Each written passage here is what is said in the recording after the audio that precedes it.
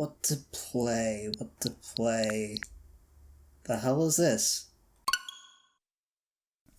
Hi, welcome to video. My name is Excited and I'm very amber for this video. Wait.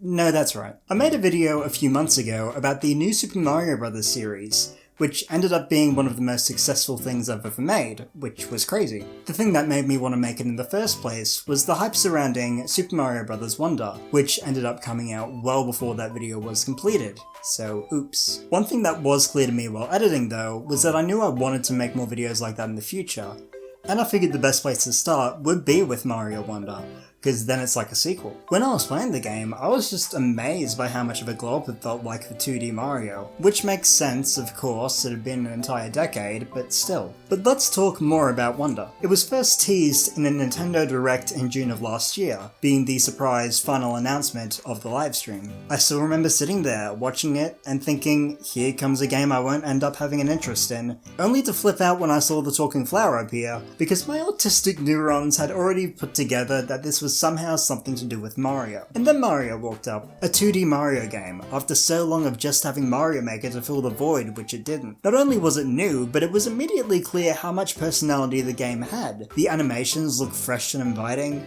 the previews of new features made everything seem like a dream come true, and then this thing appears. Wonder Effects, a brand new gimmick in the game. Each main level gains a new layer of chaos once this flower is obtained, and there was very clearly variety in how these effects would play out. But wait, there's still more. The ability to play as a variety of different characters. You don't have to be Mario. Like look, Daisy is here. She's never here. Yoshi seemed to be playable, multiplayer was back, of course, and it all immediately looked so fun, so inventive. And it was only 4 months away. Oh yeah, there was also this. Nobody was prepared to see that. A few more trailers came out over the next few months, showing off that the game would take place in the Flower Kingdom, as opposed to the Mushroom one. A brand new place means that even some of the simpler things are bound to be a bit different. For example, the kingdom is ruled by Prince Florian. That guy. And instead of star coins, we have these large flower coins, which I will now just call flower coins to make things easier. The story, as opposed to the usual, would focus on Bowser trying to take over the kingdom and merging with the prince's castle, allowing him to spread evil across the land, meaning it's up to Mario and such to foil his plans and get things back to normal. It had a world map that combined the layouts of the ones from the new series and Super Mario 3D World, a total of 12 playable characters. The Mario Bros, Peach and Daisy, our 2 favourite normal Toads, and Toadette, which is a group I will refer to as the main 7, as well as 4 different Yoshis and Nabbit, those 5 being known as the beginner characters. More on that later. Also, no timer, no score counter, 2 things which did feel a little outdated by current standards. The new power-ups will get shown off, which also included making it clear that the Fire Flower was the only old one that would be coming back. No penguins or mega mushrooms to be found here. Badges were introduced, which would give characters new abilities, or change how things in a course can react to the player. You can only equip 1 badge at a time, so making the right choice is important. Most importantly, these flowers, which have fun commentary for you throughout the levels. Something that nobody complained about at all. You can turn them off. There are also cool things that can happen when you're connected to Wi-Fi, but I won't be mentioning that much at all. This video is about ranking. So, like I said earlier, when I was working on my new series ranking, I had this one in mind. I spent a while thinking it would be great to rank all the worlds in this game, but after a while I realised that ranking just the worlds would be a slight waste. And that's because I absolutely adore this game, to the point where if I was going by the metric I used in my last video, the lowest ranking a world here would get is A, and that's high. Also, it feels silly to make a big video like this only to end up with a tier list with less than 10 things on it. I got to thinking about how substantial so many levels in this game feel, partially due to the Wonder Effects changing things up. So I figured, why not rank every level in the whole game?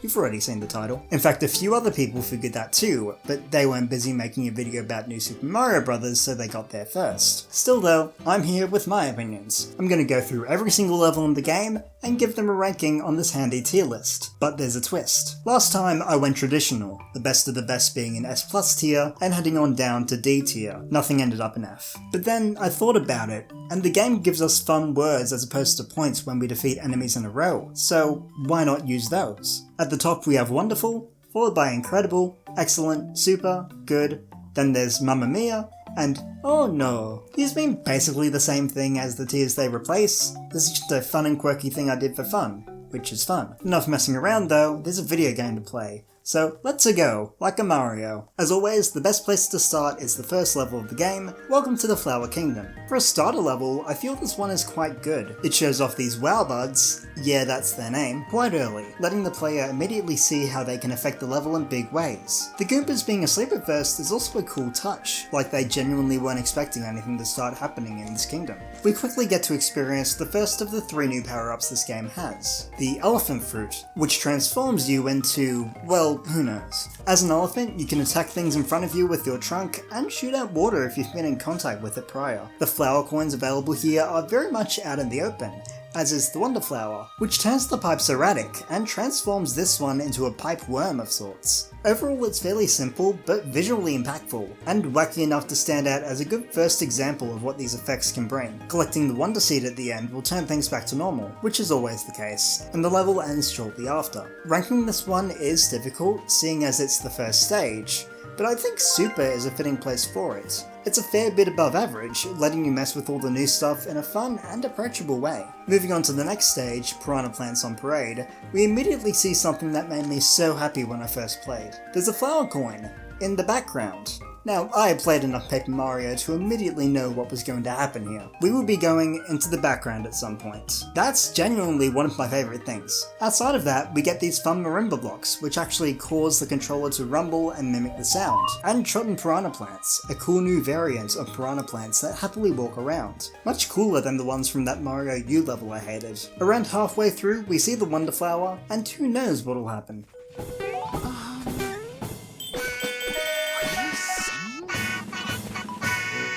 Literally nothing could have prepared me for this. A Piranha Plant based musical number, the screen scrolling through the stage ahead, us having to avoid them as they strut around and sing. And they actually do sing, killing them makes their voices stop playing. I was just in awe the whole time. The game already had tons of personality pre-release, but something like this really shows how wild things can get. The best part, to me, is that there wasn't really any evidence of this section ahead of release. Trailers focused on other wonder effects, and the demos shown off of PAX skipped this stage. Nintendo had to have known how impactful this would be this early in the game, and left it completely unseen until it was in people's hands. Back to the main stage anyway, there's a secret exit to find if you're perceptive, one that just leads to Captain Toad, who is lost. He appears a few times in hidden areas. The secret exits in this game don't really skip you ahead, like in previous titles, and I kinda like that. And I really like this level. I like it so much that, even though we're only 2 levels into this game, we have our first level hitting the Wonderful tier. This level is too good to not put that high. It's so impactful even just from the Wonder effect. But outside of that, there's still a lot of greatness packed in. Let's calm back down a little with Scram Skedaddlers, a level named after the first completely new enemy in the game. These land squirrel things that run away from you and fire projectiles. They're pretty simple to beat, you just need to catch up to them. There's this minor pipe pushing puzzle, and then we get to the Wonder Flower, and the effect is a bit mediocre. We turn invincible, and stars rain down from above, and we just need to stay invincible until we get to the seed, or else time will run out and we'll become normal again. It's a bit underwhelming, like there isn't really that much special about it. Overall, it's a bit of a downgrade from the last 2 levels, but it's not disappointing in a vacuum, so I think a good ranking is justified. After the first 3 levels, we move on to the main section of the first world, the Plateau of Pipe Rock Plateau. Bowser places some roadblocks on our path, including a palace for Bowser Jr. to take us down in. He won't. We get given our first badge, which lets us glide, then move into our first open section, with plenty of options for our next level. Of course, I'm playing them all, but let's start with a break. Break time levels are much shorter challenges, most of them being able to be beaten in well under a minute. As such, don't expect them to get very high rankings. They don't usually have the substance you find in a main level. That's very much the case with this first one, Hurry Hurry. It's a level that is basically just teaching you that you can run. I wish that was a joke, and I wish that me giving thoughts on it wasn't significantly longer than the stage actually takes. But even for an early game one of these, this just feels weak. Especially considering how forgiving the timer is, it's possible to get across the stage without running, the thing it wants us to do. Not only is it possible, it's kinda easy. I feel like a level like this should at least be really tricky to get through without running, but no. With all that said, it's our first level in the oh no tier. It's too basic to go any higher. Back to bigger levels, we have Bull Rush coming through, letting us mess with these charging bull enemies, and giving us some small puzzles to solve using them. It's relatively simple but pleasant until we get to the Wonder Flower, leading us to getting caught in a Bull Rush stampede, one that is so powerful that it knocks down the goal pole, letting us go straight past it. It's an impactful effect, one that had me wide-eyed, and it leads to an insanely tall secret exit pole. Of course, ignoring the Wonder Flower lets us get to the normal exit without any roadblocks. This is another level that felt quite significant to me, utilising a new enemy in fun new ways, so it feels fair for me to award it with an excellent ranking. Another level we can access here is Here Come the Hoppos, a pretty simple level based around hoppos, ball-shaped enemies that we can bounce off of, sort of like those rings from Mario Maker, but they move. We can get them trapped in gaps to use them as effective trampolines, and the elephant fruit is pretty useful here, allowing us to push them with our trunks instead of bouncing. There is a slightly difficult flower coin in this level right here, but we have to use the shell in the right way to knock over the hoppo and hit the brick. Now, the wonder effect here is annoying. You might get the seed within seconds, or you'll get bounced around for an annoying amount of time, locked into place by these walls, until you eventually grab it. This might be my least favourite wonder section in the game. I just didn't feel as engaged with the level as a result of it. Because of that, for this level's ranking, I feel that Mamma Mia tier is fitting. The effects just drove it down considerably. There's another break time stage for us to play, and it's overly simple again. I mentioned in my last video that Super Mario World was the first video game I ever played, so part of my brain went, oh hell yes, before realising that that was literally the whole thing. Mamma Mia tier, again, it's slightly neat but too little substance. If we go up from this area, we'll meet a Poplin who needs some help with a rock, something I forgot to do before playing future levels, but ignore that. If we give them some of our flower coin earnings, they'll break it and allow us to access a little more, including our first badge challenge stage. These are more short levels, focused on using our badge powers to do cool tricks in advance. They're also how we unlock around half of the badges available in the game, which is nice because we're able to test them as soon as we get them, instead of having to equip them in a main level afterwards. This first one is about the parachute cap, the badge we already have, and is nice, some mild difficulty but gives us plenty of space. This feels right for good tier. We can also access a larger level in this alcove, Roller Koopa Derby, which surrounds us with roller skating Koopas, a faster and peppier Koopa variation. A couple of other things are added here too, like these pull tabs that Mario can grab to get given coins, and sometimes items, but also the idea of getting collectibles from defeating all of the enemies in a given area, with the Sky segment. The Wonder Flower appears later in the stage, through this pull tab, and has us ascending up on these ethereal slopes, collecting Wonder tokens and avoiding Koopas. It stands out as a cool challenge, not a difficult one, but an aesthetically cool one, especially with the sky briefly turning to night. It's a really nice level, one I feel happy to put in super tier. Afterwards we unlock another break time stage. It's Hoppos. Well, it's one Hoppo. It's a simple one-screen puzzle, sort of. Once again, even for break time, I feel like more could have been done. Mamma Mia tier feels right for it. Maybe one day I'll enjoy a level with Hoppos. Moving on from this area, we get a new type of level, a Wiggler race. That's right, more enemies on roller skates. This is quite easy, you just have to win a race, no collectibles to worry about. You'll probably only have trouble if you get caught on blocks quite a few times. Still though, I feel like this is fun. Races have been a staple in the 3D Mario games for ages, and really, this is the first time we're seeing it in 2D. There's been similar stuff, like with Nabbit and Mario U, but this is just a race. It's nice, it's good tier.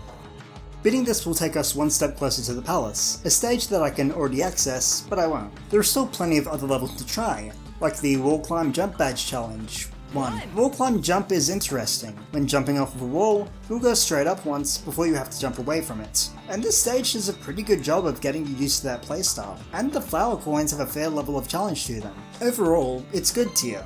Like I said earlier, it takes a lot for these levels to be ranked higher up. If we go down from there, we'll be able to access this cool underground section, featuring 2 levels with a swampy theme to them. This is Swamp Pipe Crawl, the first of the 2, which has us taking on these slug enemies, pushing around pipes and fighting shovers. Enemies that also want to push the pipes, but they're doing it wrong. I love the idea of this part, combining 2 pipe sections to let you access the background. The elephant power is really useful here, since we see a couple of larger enemies that I can take down easily, and after combining these pipe segments, we activate the Wonder Flower and experience something that is quite similar to the first level, but with more chaos. There are more pipe worms crawling around, and with the acid down below, you'll want to be careful on them. The level ends shortly after this, and this one made use of some pretty fun mechanics, and had a great vibe throughout, so I'm going to put it up in excellent tier.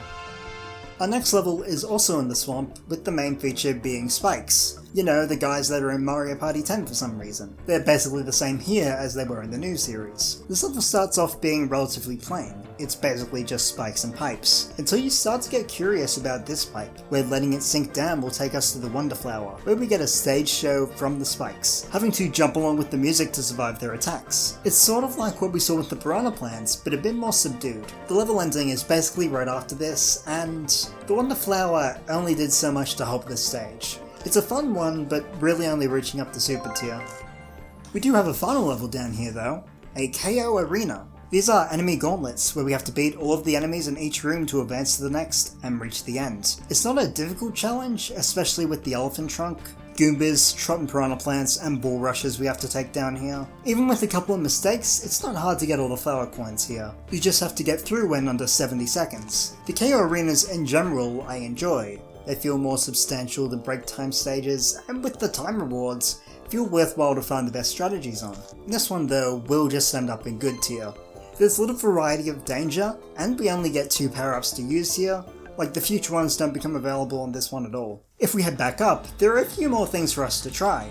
We'll find our first level with a 4-star difficulty, Bull Rush Express. It's a relatively short but challenging level featuring the Bull Rush Stampede from earlier, but with rising acid to force us to stay atop the rush. It's somewhat difficult and may take you a few tries to get through and collect everything, since a few maneuvers are trickier, but it's a fun rush regardless. Getting to the end, we see brick blocks to the side, so if we have an elephant fruit, we can break that wall and get a secret exit. That's pretty cool, but even cooler, there's a flower that questions why we went for the normal exit if we choose to go that way instead. A short but sweet level, it feels right for it to go in Super Tier. After getting that secret exit, we can head to Springs in the Twilight Forest, like in Minecraft. It's a level where the foreground is entirely dark, with the background being our only source of light and information. A gimmick I love that was used in other famous platformers, like Donkey Kong Country Returns and Toki-Tori 2, a game that we've all played. It's just fun to play a level with imperfect information like this, figuring out how to access the flower coins based on what the areas around them sort of look like, making slight guesses about platforms, and then we reach the Wonder Flower, which turns us into Spring Mario, I guess. It can be a bit odd, but does provide an interesting change of pace. The visual elements of this level definitely carried it a bit for me, but I still think it's worthy of excellence here. Oh god, we're still going, okay. Next is Cosmic Hoppos. Yep, another Hoppo level. Get ready, Mamma Mia's here. This is a level that is almost entirely made up of vertical movement, something which was extremely common in the new series thanks to the towers. But they're gone now, so levels like this feel more special. This is a fun one. The bounciness feels fitting here, since we're climbing up mostly. Right at the end, we have the option to go higher up and turn around to find something interesting. Solving the simple puzzle here gives us the Wonder Flower and activates the Hoppo, sending us high up into space. Now, people who know me well will know that I'm a slut for space themes in video games, and this is no exception. The calm, empty atmosphere, the slightly difficult controls, the music, it all comes together brilliantly. Getting the Wonder Seed drops us back near the end of the level, which means it's time to rank. And congrats hoppers, I like this level a fair bit. It's going in Super Tier. Next up, oh my god, this path is still going. There's an expert badge challenge for a badge known as Jet Run. It lets you run at super fast speeds, the only catch being that you can only run at super fast speeds. If you're standing still, then no you aren't. The expert badges are meant to be all challenging like this. Sometimes there's a use case for them, but they have noteworthy drawbacks. We'll see more of them later, but for now, good tier. It's a simple stage, but works well to show off the badge. At the end of the path, there's a flower thing, but I'm afraid of flowers, so I guess we'll go elsewhere. Let's end off this world right, with the palace, the castle levels of this game. Instead of the classic grey, purple and lava setup, this game has murky greens, and greys too. This one features a lot of pipes all around, and bone goombas. Around halfway through we can get the Wonder Flower, and the level starts to crumble around us. The pipes falling down, sinking into the lava that's green somehow. It's a pretty nice twist on the level. At the end we have the boss battle. It's against Bowser Jr., and it's a bit different to what we've seen before. After we land a hit, Wonder effects will change the scope of the fight. Here, his size changes for the first 2 hits, him becoming tiny first of all, with Mario becoming quite an easy target for him to run into, and then the inverse for the final hit. He's not a tough fight, but this feels a bit better than what we saw in some of the last games. The fight actually switches up noticeably as it progresses, instead of it all being sort of the same. Beating him will give us our first Royal Seed, and end off the world. But did it end with a bang? well, yeah, this feels worthy of Super Tier. It had a nice fight and a cool lead up to it.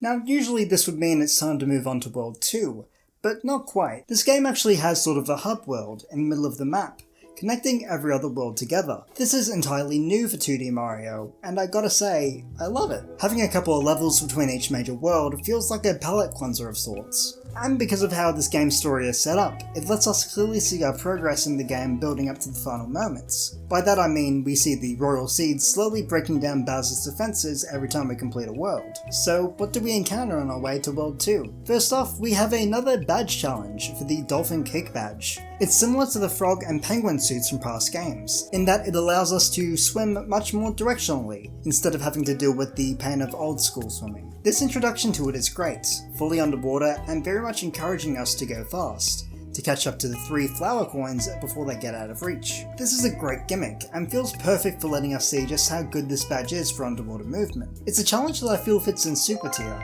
That badge will be useful for the next level, Leaping Smackerel, which has an enemy. Guess what it's called? For a water level, it's about what you'd expect, but with these smackerels that leap out of the ground. Oh my god, the prophecy came true. They get utilised well, and there's this cool flower coin entry point here, but this level is a little more standard than I'd like. This doesn't change up a ton with the Wonder Effect, which spawns a giant smackerel that first takes us off the main path, and then becomes the key to us collecting the Wonder tokens. Overall, I feel like I have to give this one a Mamma Mia ranking. It's just not quite grand enough. After that we can go to Robbird Cove, another level with quite a lot of water and robbirds. But more importantly, urchins are back! My favourite recurring enemy from the new series, it lives on. The level has a few tricks to it, but isn't hard to handle until you see the Wonderflower area, which makes you swim right above the void, before, wow.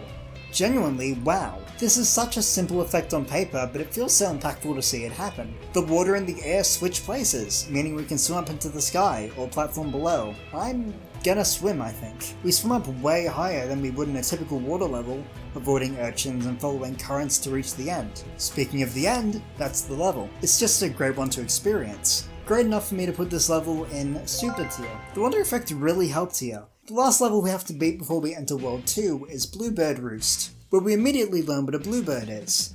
It's that. Speaking of new things, this level introduces a big one. The second brand new power-up of the game, the Bubble Flower. Like I assumed in the last ranking video, it allows you to shoot bubbles at enemies, transforming them into coins, and also letting you jump up and reach higher places. It is also my favourite power-up in the game. You are become pink. Pink the Mario, good Mario, colour, nice good scheme, nice pink, or purple. That made sense, right? It's just cool. Also, like, look at this shit. There's a fair bit of verticality in this level, the bluebirds providing both platforms and good challenges for you to overcome. The Wonderflower here is simple, but still nice. Rainbow bubbles rise up through the stage, with the bluebirds creating even more bubbles for us to climb up with. It's another that's mostly just a quick but cool thing, but it's a great ending to this level. So how does it rank? Well, I think it's excellent. It introduces the Bubble Flower in a great way. I'm biased towards that power-up, but still, it's an enjoyable stage. Now, we're about to enter World 2, but I wanted to quickly talk about the different characters in this game. Like I mentioned earlier, there are 12 different characters to choose from, and like in the new series, they don't play too differently for the most part. The main 7 control in the most standard of ways. However, that's not the case for the Yoshis and Nabbit. Yoshi has the ability to flutter jump, eat objects, and spit them back out, like what we saw of them in the previous 2D titles. And if you're a multiplayer, you can ride on Yoshi's back, which is a neat feature that I'm never going to end up using. In addition, Yoshi doesn't take damage from enemies, simply getting knocked back by them instead. The drawback of the Yoshis is that they can't use power-ups. They're character choices that feel fitting for a younger sibling who really wants to play but isn't that good at the game. In a similar vein, Nabbit is basically the same as he was in previous games. He passes straight through most enemies, not being knocked back or anything. In addition, he turns power-ups into small flower coins upon collecting them. Both Nabbit and the Yoshis are considered beginner characters. Less danger, but missing out on a fair bit of the fun. I basically only ever played as one of the main 7,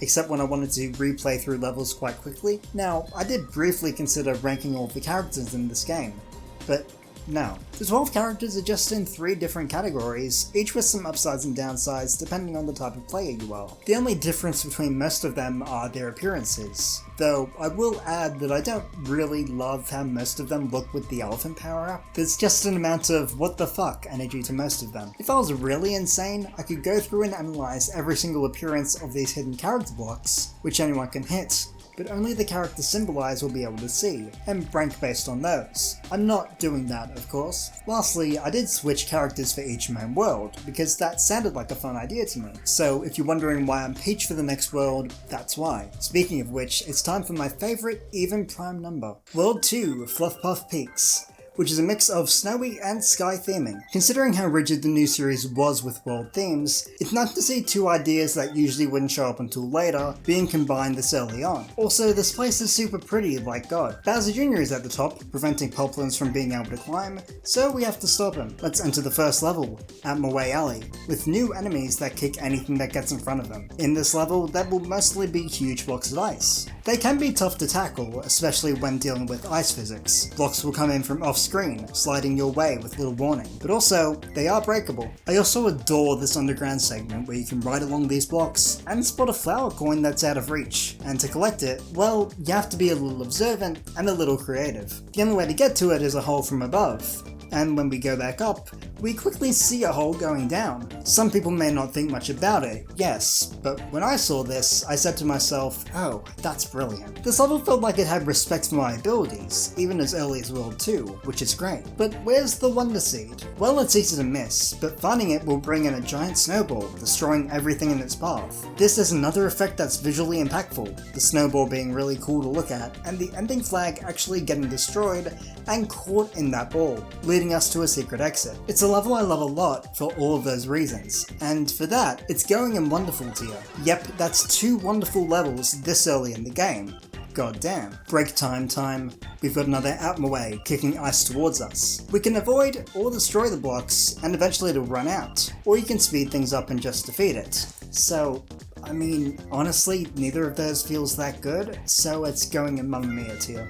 Next we have Pokepee Pass, a level with a lot of snow blocks all around, which are easy to get rid of, and a few new enemies to manage. I don't think this ends up feeling too cool though. It's very mild, but the Wonderflower is here to heat things up with the snowstorm.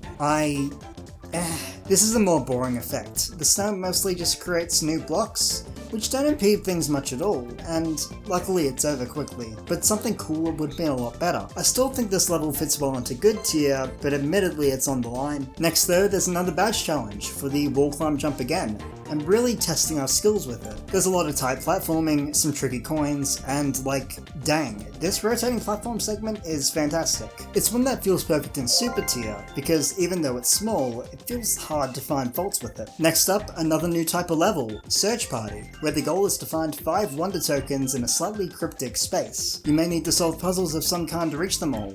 Best of luck. That's what I think they wanted these levels to feel like at least, because they're a bit of a drag. The gimmick of this one is that there are hidden character blocks everywhere that you need to find to get all the tokens, but not all of them, so you're likely to think there's something smarter going on if you're missing the blocks. I don't like this. The intention seems to be that you go in with a group and then you can see more of these blocks. The problem is that really depends on the characters you choose. In theory, you could go in with a group of 4, and switch characters a few times, exploring the whole level to figure out everything. But is that fun? Also, where am I gonna get a group of 4? I'm making a huge video ranking levels in a Mario game. Why would I have 3 friends? It's just not that great, for someone who's playing alone at least. So I don't feel right having it any higher than Oh No tier. That's all we can find in the starting section, so let's start climbing up with Condarts Away. Condarts are quite fun enemies, darting towards you when you approach and breaking blocks, like Thwomps. It's a stage that has a constant aura of slight trickiness to it. It just feels like they make great use of the enemies, and still let the player get a fun challenge out of them. Near the end we see this alcove, and this flower is egging us on. Oh wait, I see it. Collecting the Wonder Flower leads to one of my favourite effects in the game. Now we're on the walls. This is another one that is so simple in concept, but it's just fantastic to play with. It feels completely different to the main game, in the best way. You have to avoid the condarts without gravity or jumps to help you, and make your way around this tricky course to the seed. It's a fantastic effect in an already great level, so in the end, this one gets the first incredible ranking, because it just is that. Incredible. Now we're up to the sky parts of the world, so let's head straight into Pole Block Passage, a level where the icon definitely doesn't look remotely like anything. This level is a great one, combining these blocks that spawn pole platforms and Koopas in a large variety of ways. Everything just feels really well thought out here. The Wonder effect is quite nice too, similar to the Roller Koopa Derby one, where we have to climb up and collect Wonder tokens, but using erratic poles to traverse. Overall, a really sweet start to the sky section of this world, and an experience that I consider to be excellent. It just stands out well. But now, it's break time, and time to clouds. And pole. This is another one that's simple, but I feel like it's a good idea. The pole block gives the stage a slight sense of being a timed challenge, and the clouds do have a slight impact at least. It's good. Good tier. We also have another badge challenge, this time introducing the floating high jump, which you may recognise as the type of jump Luigi has used in a few different games now. A large jump with a floatier energy to it than the standard. This stage ends up being a fairly simple way of showing it off, but I like the way it was set up. It's another good tier level for me. Then there's a second KO arena, now giving us access to the Bubble Flower, which can be pretty useful. You have to take down Smogrins, Condarts, and Hammer Bros to get through, all three being quite different enemies in terms of the best ways to defeat them. I feel like having the extra power up gives the challenge a bit more freedom that I enjoy, so I'm gonna give this one a super ranking. Off to the side we have Jump Jump Jump, a level. The Wonder effect starts right here at the beginning, and turns the death pit ahead of you into a tough time challenge. The terrain around you appearing and vanishing in time with the beats, which keeps speeding up as the level progresses. It's a forgiving stage though. If you fall, you can start over. It's a fair bit tougher than previous stages, and I like the rhythm element to it, so I'm giving it a super ranking. Afterwards we get another expert badge challenge, this one giving us Spring Feet, which, well, remember the spring mushroom from Mario Galaxy? It's that. Constantly. This stage does end up being fairly plain, it's just blocks and a few gaps, meaning that caution is the word of the day. It's going in Mamma Mia tier as a result. Let's head back for now, over to Up and Down with puffy lifts. The idea of these platforms is pretty clearly shown to us immediately, and we can test them out a little more as we spot them throughout the level. They sink down if something's on top of them, and will vanish completely when flattened. They're fun, and once we're used to how they operate, we'll see some weird fogginess in the ground here. It's a puffy lift that has been completely crushed. By letting it rise back up, we'll find the Wonder Flower, which... rectangle. This is genuinely a great one. It tests our understanding of these platforms, and ability to deal with the spike balls in our new form. It's honestly a slight shame because we never see them again, and there's definitely room for them to be utilised more. Overall, it's a super tier level. We're getting close to the world's end now, but we're being interrupted by, well, in this game they're called battleships, and they're a tad different to the airships in past Mario titles. They feel much more menacing instead of mechanical, and they auto-scroll, which was common in those. We're introduced to Babooms here, new enemies that shoot out fireworks after taking a hit, which are quite fun to play around with. Messing with them at the right time lets us get to the Wonder Flower, which brings Bowser into the fray, trying to shoot you down constantly, meaning you have to stay in motion. I think it's a fun twist, even if it doesn't change the level too much. It's mostly just the energy being different, but that different energy makes an impact. We reach the end and end up near this conveyor belt, with the Bowser head producing bombs and boxes, and mechanisms above slamming down. It looks imposing, like a boss battle. I remember first reaching the head and thinking, okay, what madness is about to rain down? None madness.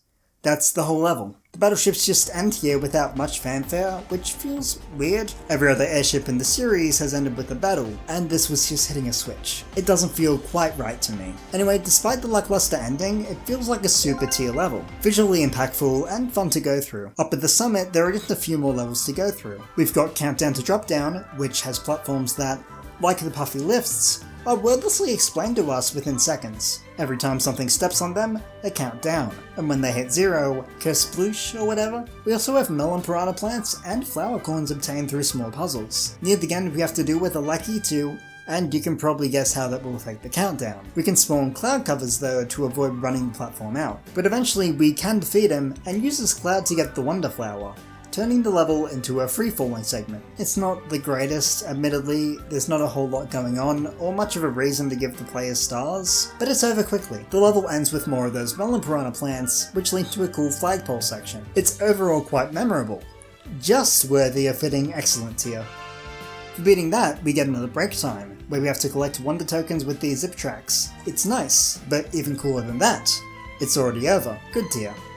Next up there's Cruising with Linking Lifts, which has this cool thunderstorm vibe to it, and uses these rail platforms that join up with the platform below you on contact. This is an easy mechanic to manage, as long as you avoid the electricity shooting up from below. The Wonder Flowers effect here is odd. 3 Lucky 2s appear in the distance, raining down coins and wonder tokens for you to collect. The odd part specifically is how the platforms getting added on are longer and taller than the ones previous. Personally, I just don't really get this one. The whole level is nice though, it feels right for good tier.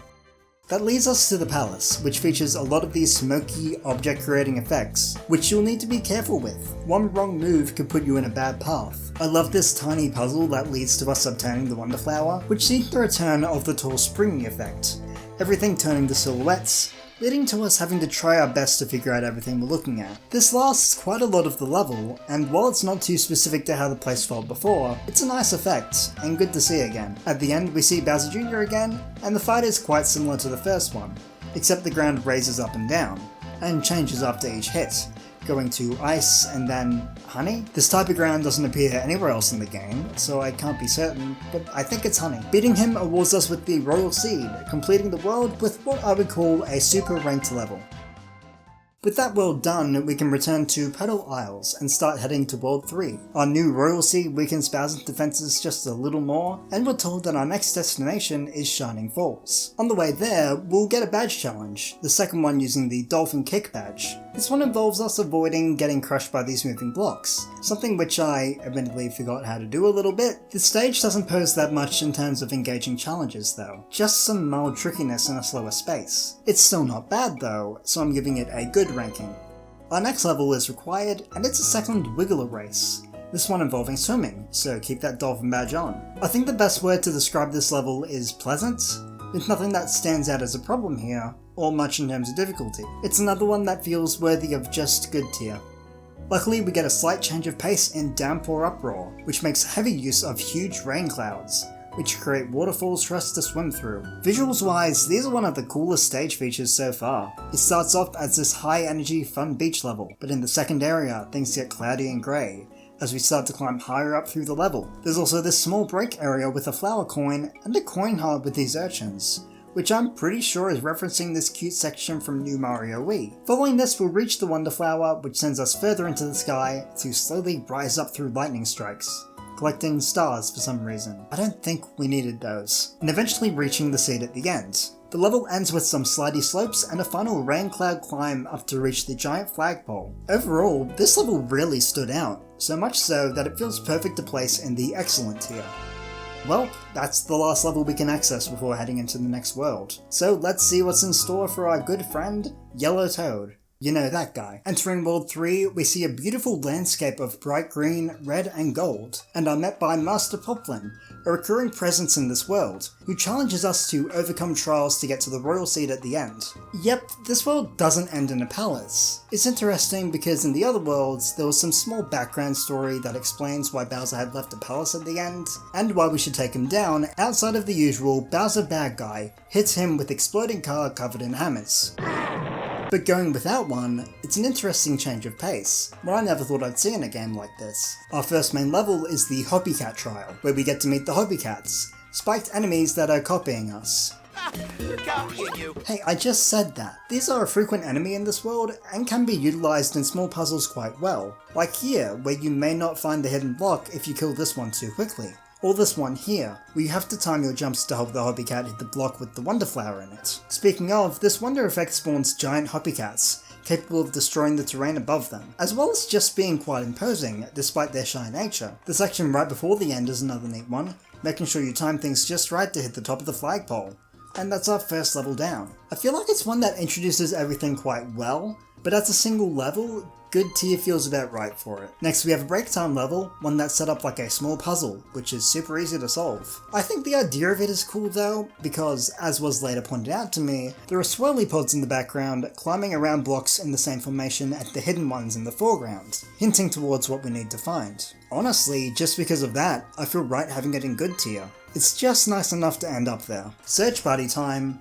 Admittedly, I like the concept here a little better. The whole thing is based around hidden blocks, which means it won't take long for most people to realise they're a big part. And yes, there's a lot of jumping around to find hidden objects here, but maybe weirdly, I feel slightly more okay with this one. I think the swimming helps a little. At the end of it, it's still Mamma Mia, but don't get me wrong, it could be worse. We can also reach this level, the Anglefish Trial, with Anglefish. Whoa. These fish aim towards you and then leap out of the water in an arc, all from the starting angle they end up with. I took physics in high school, so I appreciate the fact that it does feel like they followed the laws of motion correctly. Also, they're way more manageable than those jumping Cheep Cheeps were, so they get a not thumbs down from me. I hated those fish, I swear to God. Wonderflower shows up eventually, and once again has us climbing up with the help of these new enemies, with them zooming across the night sky, shining with rainbow colours just because. Happy early Pride Month. I did zoom through that one a little, but I felt like everything was handled quite well enough for this one to hit super tier.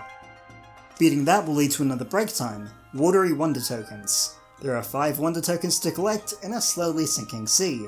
Too slowly. Like, I'm just waiting, basically doing nothing. I don't think I see the point in this one at all. It's another one that's ending up in the oh no tier. I just can't really think of a reason for it to be in the game at all. Before moving on from this first section, we get a badge challenge for a new badge, the Crouching High Jump. Do you remember Super Mario Bros. 2? No, the American one. This was a move you could use in that game, kinda. It's a little better here. Just crouch, wait a moment, and you can leap straight up. This level does a good job at giving it plenty of use, with these trompettes that have to be left over, and some tough flower coins. It'll sit firmly in good tier. A nice way to try out a nice badge. Next is the Midway Trial, where we're immediately shown a glowing Hobbycat, but it leaps away in a powerful and fearful fashion. It appears throughout the level as well, jumping out of reach as you climb further up. Outside of its continuing presence, you have a cool vertical level, with more Hobbycat challenges, including this flower coin room that I did correctly. Definitely. Don't be mean to me, please. Defeating the glowing Hobbycat spawns a Wonderflower. We just have to strike at the right moment. Collecting it transforms us into a Hobbycat of our own, which is a great idea. We get to leap up so high into the air. It's like Doodle Jump, but awesome. And in 2023, we defeat falling enemies with our spikes, reach the top, and slowly descend back down. Excellent effect here. Excellent.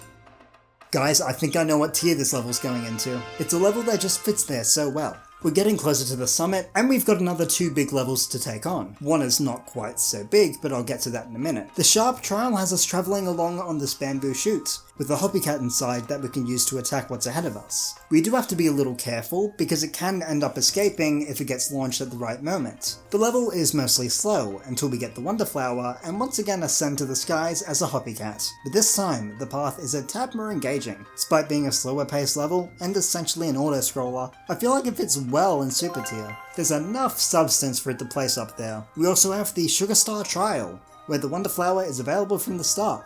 We just have to weave through the sugar stars to reach it. This wonder effect, we know it. Stars rain down and we have to race to the level's end to get the seed, staying invincible the whole time. You didn't hear me wrong there, the seed is right at the end. Basically the entire trial is just going through these platforms while invincible.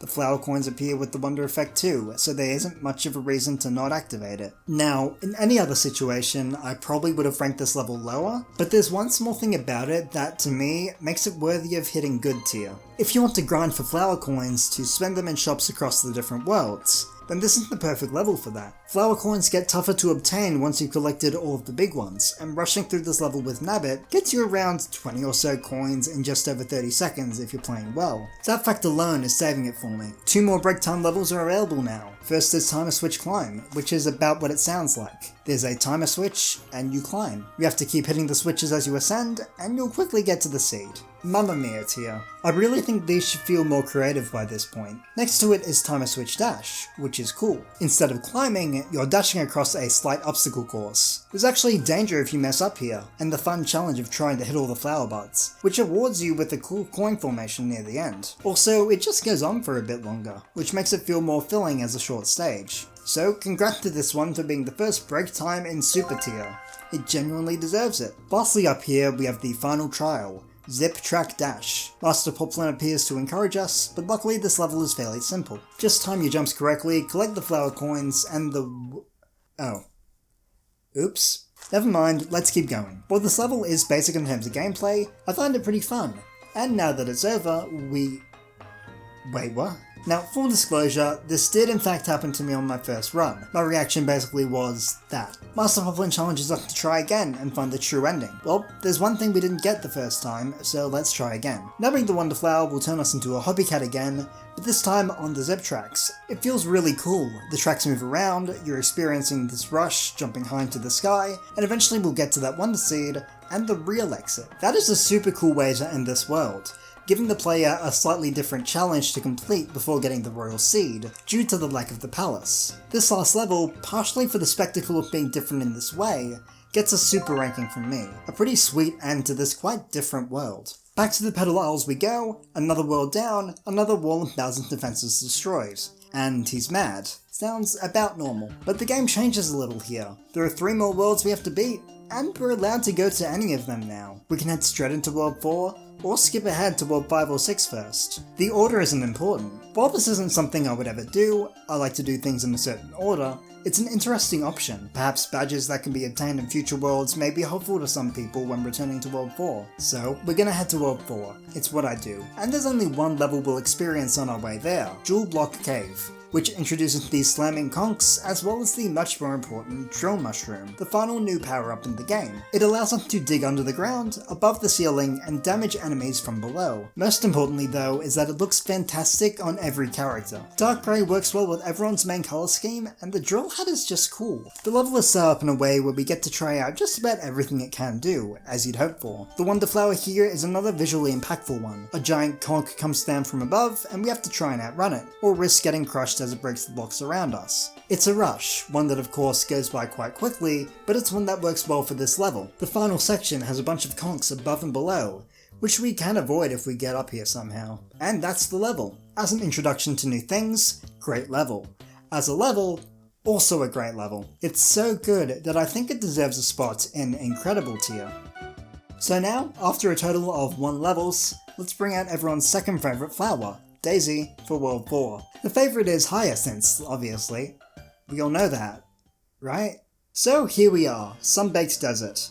Oh, it's like a dessert, I get it. I'm 99% sure that this is the only real time that a desert world hasn't been the second one in a big Mario game like this, so it'll be interesting to see how this one plays out. Deserts also didn't fare the greatest in my last video, so there are big shoes to fill here. There's a palace at the end again, and a mild storyline about Bowser Jr. stealing all of the water from this world. But enough about lore, this is a Mario game. There are plenty of places to start, and unfortunately I chose a search party level. This one is a park filled with pipes. Are there any Mario Maker fans watching? Do you remember what pick a pipe can mean? Well, this is a bit like that. You go through a pipe and reappear through another pipe here, desperately trying to find one that will lead you elsewhere. Is it fun?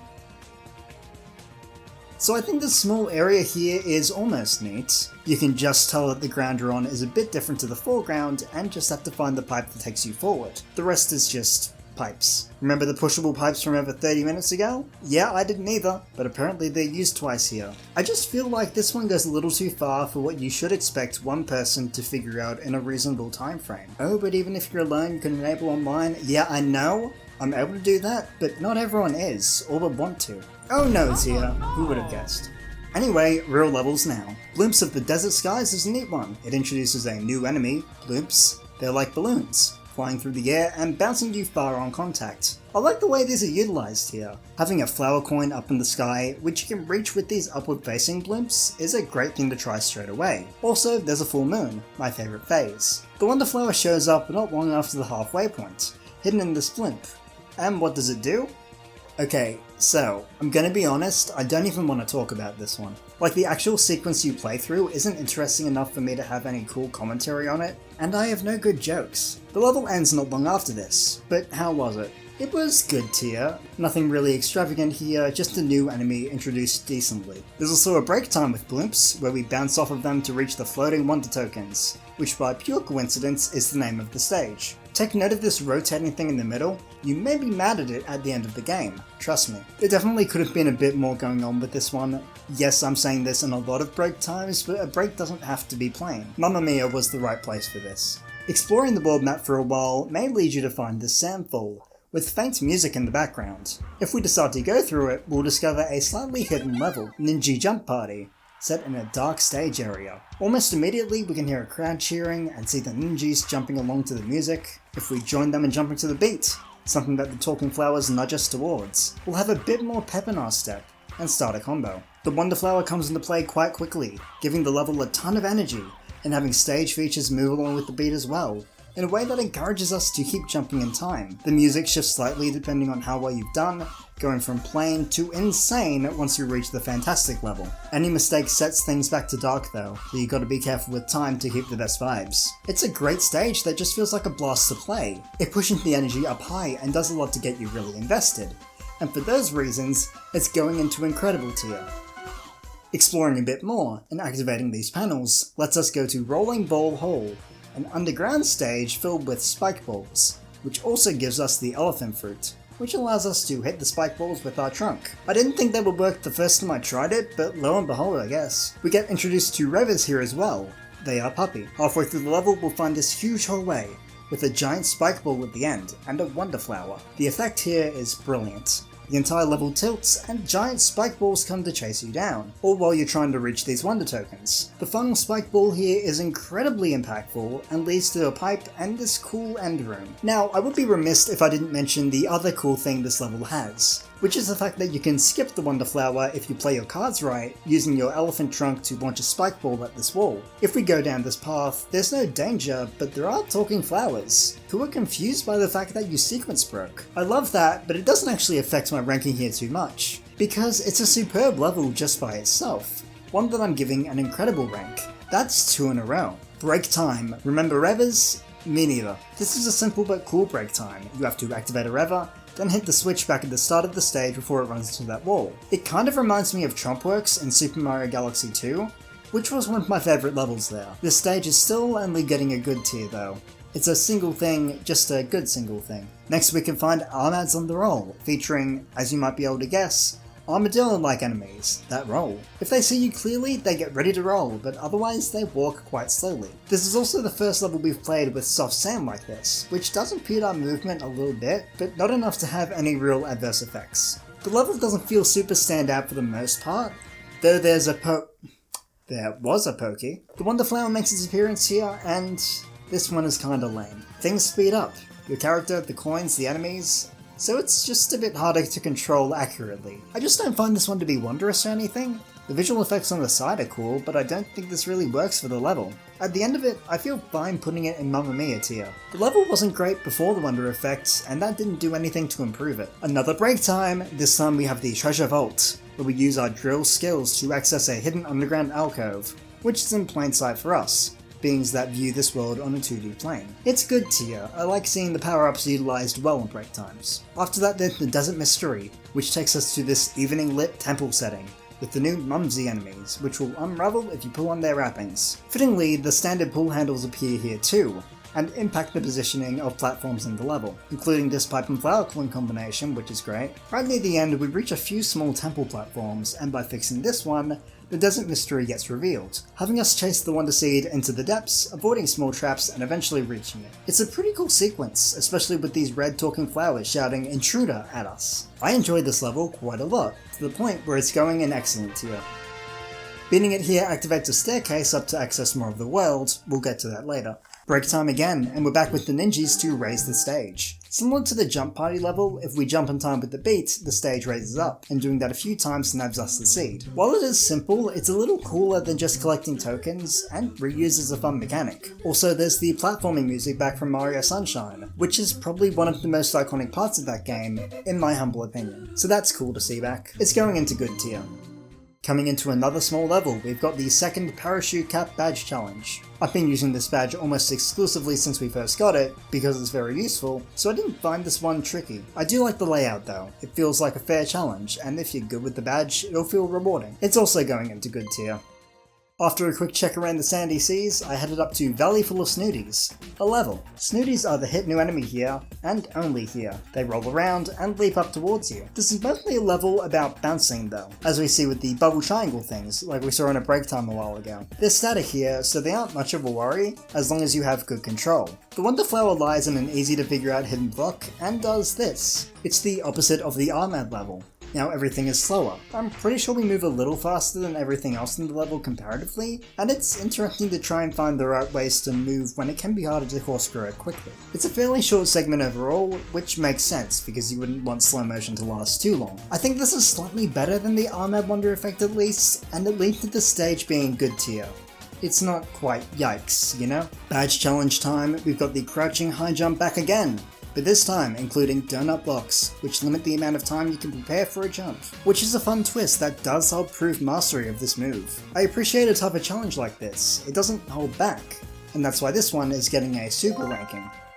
Break time again, we've got bouncy tunes. We've basically done this one before. It was mid then, and it's mid now.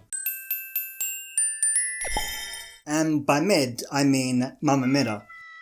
Onto another big level again, we have Color Switch Dungeon, which is exactly what it sounds like. This half dungeon, half temple setting is filled with tricky puzzles involving red-blue switches. This feels like another level that respects the player.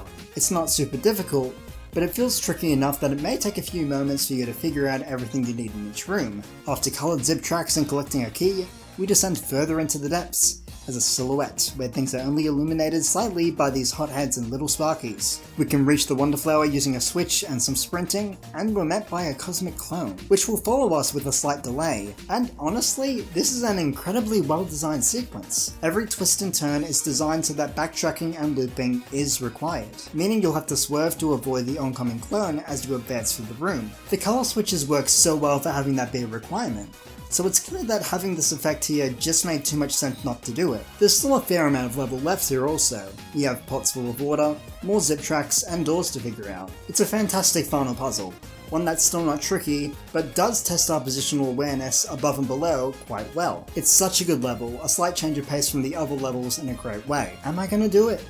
Yeah, of course I am. This one goes in wonderful tier. It's just so cool. It might even be my favourite single level in the game. We've got lights out, and there's no seed on screen or anything. But there's a switch. And if we hit it, what the hell, it's dark. It's a simple memory test of sorts, which is kinda cool. I'm glad this wasn't done in any big level with the silhouette motif, because of the suffering and all, but here, isolated, it's good tier. There's a KO arena here too. They're back after being absent in World 3. This time, all the power-ups are here. We can choose whatever we want to take down the Mumsies, Melon Piranha Plants, Serponts, and Hammer Bros. I of course went with the Bubble Flower, but also brought along the Drill, which comes in handy early on. I will say that, maybe it's just me, but I think this is the hardest of the KO arenas. 4 different layers to handle, each enemy has a pretty different method of defense against your attacks. Hammers, the pots, spitting seeds, walking towards you, it's more impactful than it sounds. I think it's pretty cool overall, and it's going into super tier. Fixing this bridge will take us to Secrets of Shava Mansion, a level that's similar to Color Switch Dungeon in terms of its puzzle energy, but focused on pushing things rather than hitting switches. It's interesting because with these puzzles, they're along the line of something is amiss, make it unmiss. For example, we're stuck in this room, but where does the square block go? That's right, the square hole. That takes us to the foreground and dang, that's good. It's this energy of like, you could have done this, but you didn't know. Ha ha hee hee. More square blocks in the square hole will let us reach the Wonder Seed, and start a slower sequence where shovers are pushing a Bowser statue right towards us, and we need to push and escape. It's an interesting sequence because even though there's little threat if you know what you're doing, it has an impact, and can make you feel like there's more danger around. This last room has us putting a door back together while avoiding hotheads, and then we reach this last screen. Hey, there's a rectangle piece. Do you know where that goes? That's right, the square hole. That takes us to the foreground, and a secret exit. It's like a reward for learning from the bulk of the level and staying perceptive until the end. Also, since we need to play the level twice, we can speedrun this room the second time. This is, for sure, an incredible tier level. There's just so much to love about it. No time to slow down though, because following that is Flight of the Bloops. Remember those guys? They're back. This level is a bit trickier than the last appearance, instant death being a bigger fear during horizontal jump sections like this. Badges do indeed help with this stuff. The Wonder Flower is slightly obscured around the midway flag, and grabbing it makes this happen. It's a giant bloop, going across kinda slowly all things considered, until eventually another one comes up at a higher speed, sending us up to the seed. I just feel like this one could have had a bit more to it. Some obstacles to avoid or more bloops to jump across, because this was over way too quickly to have a big impact. The second half has danger in avoiding falling bloops and jumping up with these angled ones. But then the level was over. Now, while I wasn't satisfied with the wonder effect here, it can only bug me so much. And the rest of the level was pretty well set out, so it's getting a super ranking at the end of things. Ah, summer memories. After that we get another expert badge challenge, the invisible badge? Take a guess at what it does.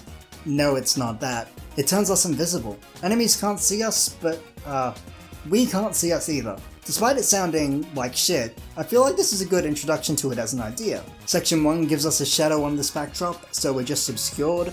Then Section 2 lets us hold a pot to keep track of where we are, and lets us mess around with Bull Russian to get an idea of how enemies will see us, and that they won't. The final challenge here has us activate Jeff, and then jump on him while invisible so we can reach the flag. Ah, summer memories. This one, maybe controversially, also gets a super rank, because it gave us a new badge that really only holds us back, and put it in a workable context. Well, only one level left for us here, the Palace. Interestingly, it looks extremely menacing from the outside, but on the inside, yeah, it still does. Spike balls, fire bars, thwomps appearing out of nowhere, things that hit heavy all in a short time frame, and then we get the Wonder Flower early on, like... Oh, and the Wonder Flower speeds things up too! We just got here, slow down a bit. Oh good, thank you. So remember how I did not like the slowdown and speed up effects earlier? Well, here they're combined and it actually works a lot better. You have to be wary of every single move, because you can never be certain about how time is going to adjust as you're making it. Things are slow and you have time to move? No you don't, welcome to Fast Forward. We get the seed eventually and reach the boss fight. Bowser Jr. stole the kingdom's water, remember? So here it is. In the new series, I was critical of boss fights that took place while submerged, primarily because you could not damage the boss while swimming, even though it felt like it should work. Well, here, it worked. Hitting him changes how the water is set in the room, bringing in two very cool variations. The final hit combines both effects a little, and then the fight is over. Now, weirdly, that's the best Bowser Jr. fight in the game. By a lot, I feel. Anyway, that's the world, and the level. Over. The water is back. How did that palace fare though? Well, it was excellent. It was such a crazy ending to such a huge and cool world. So let's go back to the Petal Isles like we always do, and once again to get a small update on our progress. Bringing out the Royal Seed, we've now taken down 2/3 of Bowser's defenses. Only 2 more worlds to head to now. So let's go towards, oh god damn it, there's something happening. A second battleship appears here, blocking our path. Let's take it down. At first, it's a bit more like the type of airships we would have seen in the older games, cannons and Mega Coopers all around, but a gimmick shortly appears, clouds that we can ride throughout the level. We get to float across these huge gaps, going up, down and around, until we reach the Wonder Flower, where the effect is identical to the last one. We have to keep moving to avoid getting shot by Bowser, which is a little more fun with the clouds involved, since we have much more of the screen to utilize. We'll eventually complete that section and reach the end. It's the same. Maybe a tiny bit easier because the flames are less impactful than the slamming pillars. Will something different happen at the end though? No. I still do think it's a super level though. Nothing really felt like a major drawback, and I love the clouds being a level feature. Following that, we reach a candy-themed island, I guess, with 2 more levels to face. Let's start with Nausea Lair, a level that gets straight to the point, with these enemies immediately eating the blocks in front of us. The whole level has this fast-paced quality as a result of these guys. There's also a homing one in the secret area that can be used for good. Who would have known? Basically, if you see a block appear from the edge of the screen, fucking chase it, and Nausea will probably be right around the corner. Case in point, the Wonder Flower is in block. Nausea really wanted to eat that block. What's the wonder effect? Well, even more of them, coming from the left side of the screen, slowly catching up with you at the level scrolls. We can delay them with power blocks, but it's best to stay close to the edge, and keep an eye out for everything. Eventually we'll get the seed, and have to rush up the stairs to the flag. While I do think it is a great high-octane level, I do feel that Super is the best rank for it. The Nauseas are cool, but they're the only thing. Our other option is More Mouthful, which introduces the hungry More enemies. They like to eat food. Goombas is a food, by the way. Oh god, so are we! They're fun enemies, and quite reactive. Like, I mean, look at this. How the hell? Also, let me say it, the atmosphere here is fantastic.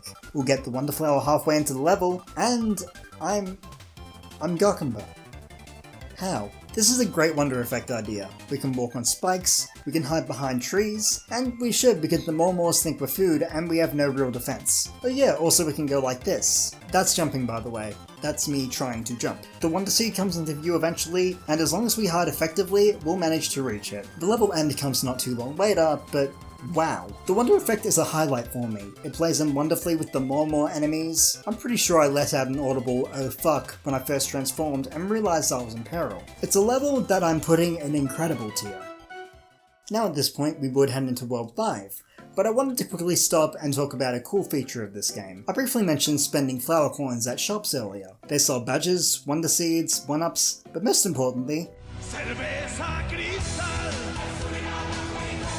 they have a gacha system. For the price of 10 coins, that's 9 more than 1, you can buy a random standee. Now Amber, you're probably thinking, what in God's name is a standee? Great question. Standees are items that you can place on the level that can revive people in multiplayer, whether that be local or through Wi-Fi. Each character has their own set of standees, specifically a set of 12, meaning that there are a total of 144 in the game. Collecting them all can be a hassle, since when you're buying them randomly, there's a chance you'll be given one you already have. Luckily there is a way to exclusively buy new standees for a higher price, but we'll get to that later. Why I bring this up is because we have 144 cool pieces of art to look at with these standees. And I have an addiction to making tier lists. So here's my ranking for the standees. Now, first things first. This is not every single individual standee ranked. That's too crazy even for me. I mentioned that every character has a set, but these sets are mostly consistent across each character. Everyone has a jumping one, a swimming one, and so on. And I'm going to be ranking each category of standees, rather than each one on its own. Let's start with jumping. Every character has one of these, and they're all the same. Like that's just how everyone looks while they're jumping. Still though, jumping is a cool part of the game, so it had to be here. It gets a good ranking. Next is crouching. We see a little more variety here. Not all characters look the same while crouching after all. That variety does make the pose feel a little more special, so I'm giving them super tier. Now with swimming, they added some variety in. Some are swimming in the default way, some with the dolphin kick badge, and they look mostly quite different from one another. That's getting an excellent rank from me. Posing comes after, and this sounds like a great way to show off a character's personality. So what did they do? That, and quite well. Even in terms of the subtle differences between similar ones, you can kinda tell everyone's vibes. It reaches incredible for me. Next up, the power-ups, which only apply to the main 7. Let's kick it off with Elephant. Now, I can't give them higher than Super. There are only 3 variations, and even then, I don't find all the designs appealing. Mario and Luigi feel like they fit well into the elephant style, but I can't say that with the others as much. They feel a little cursed. Next up, These are fire. Flower. Like with the posing and swimming, a lot of variety here, except with these two, goddammit. It's going in excellent tier, mostly because I have small irks with the colour schemes. Why is Peach red but Daisy is orange? One changed colour and one didn't. Bubble time. Like with the Fire Flower, personality shines through, except with these two again, oh my god, one of you change, please. I mentioned earlier that I love the colour scheme with this power-up, especially with Peach, Toadette and Daisy. The purple works so well for them. Yes, I am biased, incredible tier. Similar can be said with the Drill Standees. The Toads are fucking everything up again, yes, but the colour scheme works well here too. The drill hat things are sick, and I love the poses. It's going in incredible tier. Yoshi and Nabbit don't have power-ups though. Instead, they have too bad. You ever died in Super Mario before? This is that, but in standee form. I'm going with good tier here. They feel like fair replacements for power-ups. What about the clouds? Yeah, so it's Mamma Mia tier. I don't think clouds are really iconic enough for all 5 of them to have it, but also, why? No, listen, why? I do not like the face. It's giving me the bends. Next up, the Yoshis get Flutter Jump standees. Oh, are these all literally the exact same with the colours swapped around? Oh no, they could have done more here, I'm certain of it. The eating one's a good tier though. There's more variety, but also a bit of sameness I don't love. But what about Nabbit? He can't flutter or eat. He has no mouth, he can't scream. Luckily, Nabbit gets 2 special standees. The amazing character-specific actions of running and ground pounding. Running gets Mamma Mia. It's too basic, but not offensive.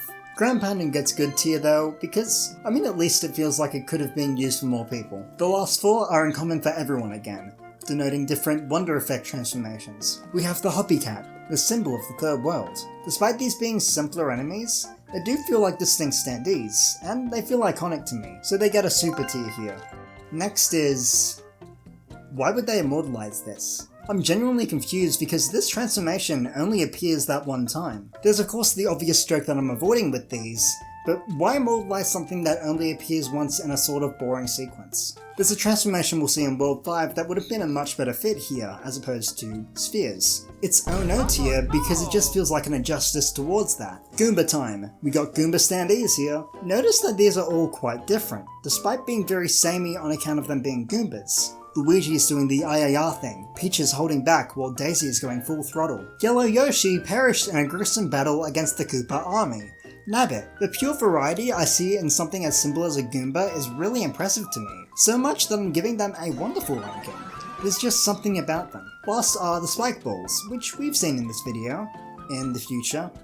God, I remember the future. There's quite a bit of variety with these ones too. The slightly different angles of everyone's faces, the expressions of Mario and Luigi. If you told me that these were meant to be dittos, then I'd probably believe you. And remember, these are just balls. I feel like excellent tier is warranted here.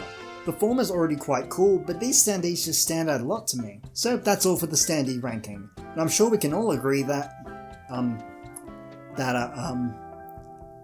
why did I even do that? Oh well, let's bring out Toadette and see how she feels about a world filled with her own kind. And by that, I mean mushrooms. It's Fungi Mines. A place that feels a lot darker than what we're used to. There's this somewhat haunted atmosphere over the whole island. There's also a slight storyline here, where Poplins have gone missing in the mines, and we need to help investigate and save them. In addition, there's Leap to This World being the second one without a palace at the end, which I like. We meet a Poplin outside who urges us to help, and gives us a new badge.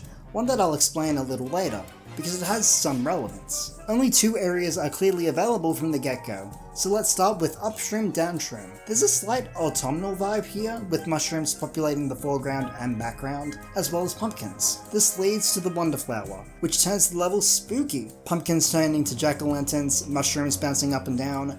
There's a fun atmosphere here, but admittedly I wasn't the biggest fan of the level at large. It feels like a tonal departure from what the world was set up as. Really only fitting because of the mushrooms. Now this is a wild theory, but I could maybe believe that there was an extra world planned in early development, and that levels like this one, and the candy ones in Petal Isles, were originally meant to be in it, but things didn't quite pan out so they ended up elsewhere. I mostly say that because the vibes for these 3 levels are similar, but hey, that's just a theory. Again, good tier. It's a good tier level.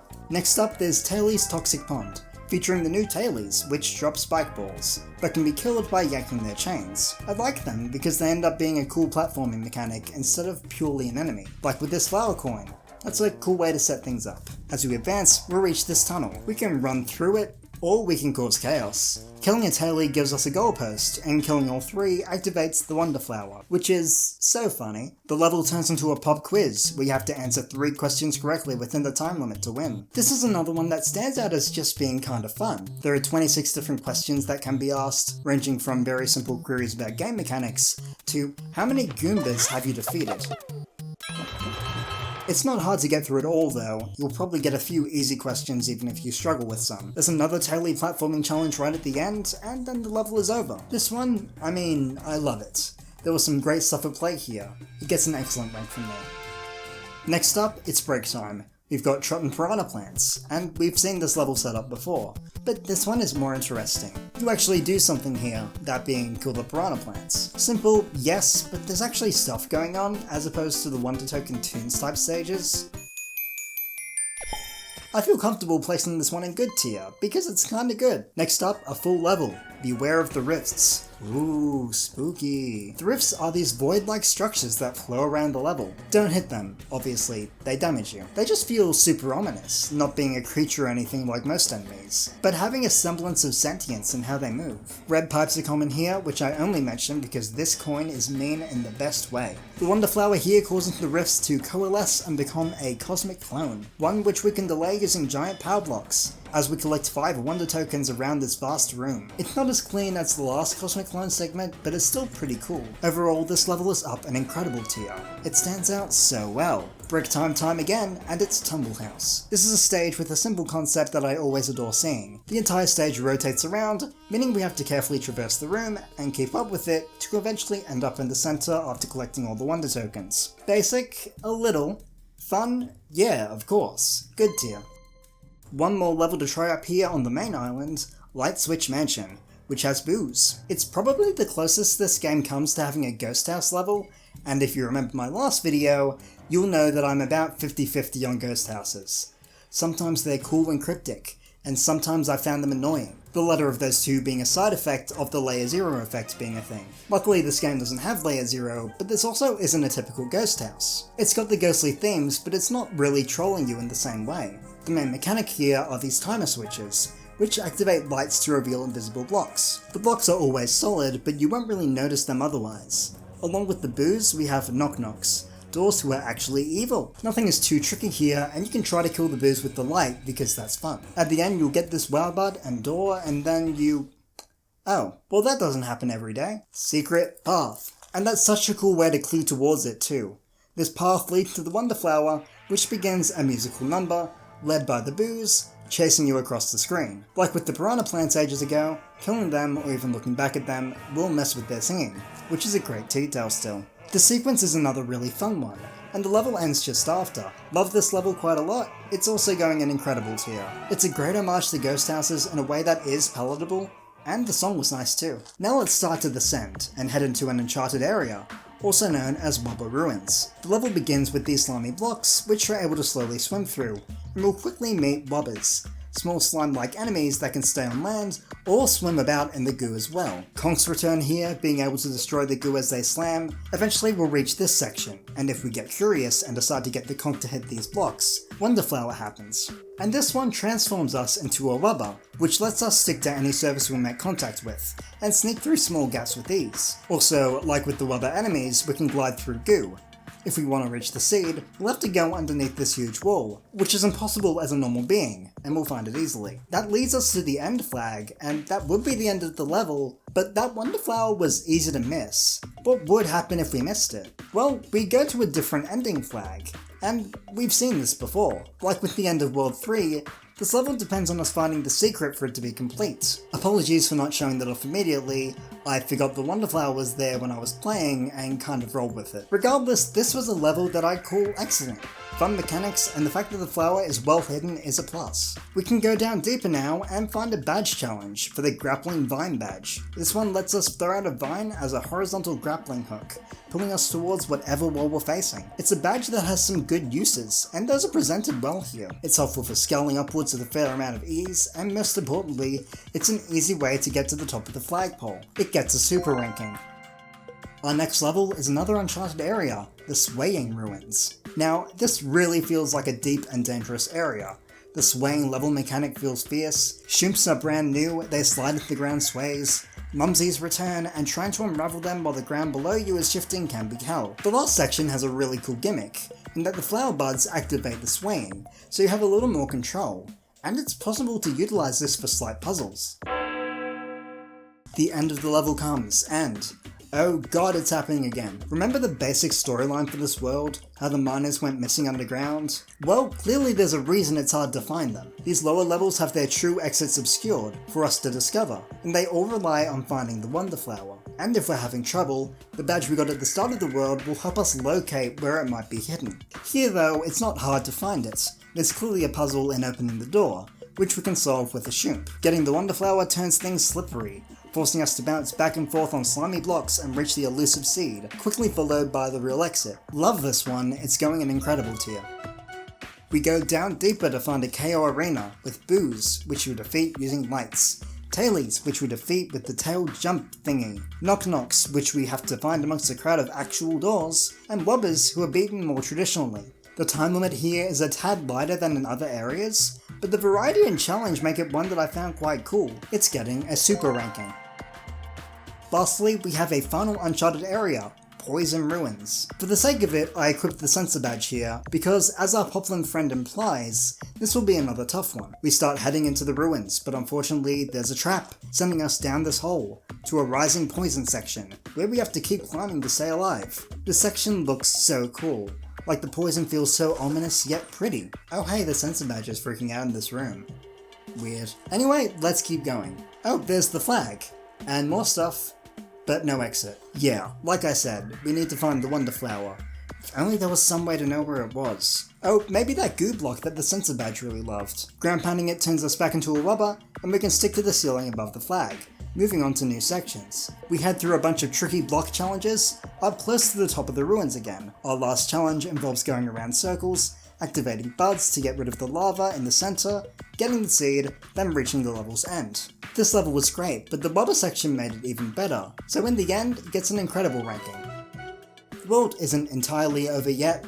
We have one last stage, which I won't be ranking because it's not really a level. It's more like a playable cutscene, where we get to be the Wobber again and save the missing miners. You give us the Royal Seed. That ends off World 5, a great world with a gimmick and its story that I adored. The secret exits worked well, especially since there was a badge to help out people who were completely lost. The recurring Wobber transformation was a really fun one. So why wasn't that a Standee? Yeah, that's what I was referring to by an effect that got snubbed in favour of Circle. Anyway, enough of me having opinions. Let's head back to the Petal Isles so I can have more opinions. Wait, what? So, welcome back. Another Royal Seed, another part of Bowser's defences taken down, and only one world left to tackle. But first, we have to get there. The next island is a bit darker, probably because Bowser is right there. Never mind that though, there's a badge challenge to tackle for the Boosting Spin Jump badge. This is such a good badge. It essentially gives you a double jump. A small one, but it's insanely helpful. You get extra height and extra distance. You can save yourself from harsh falls,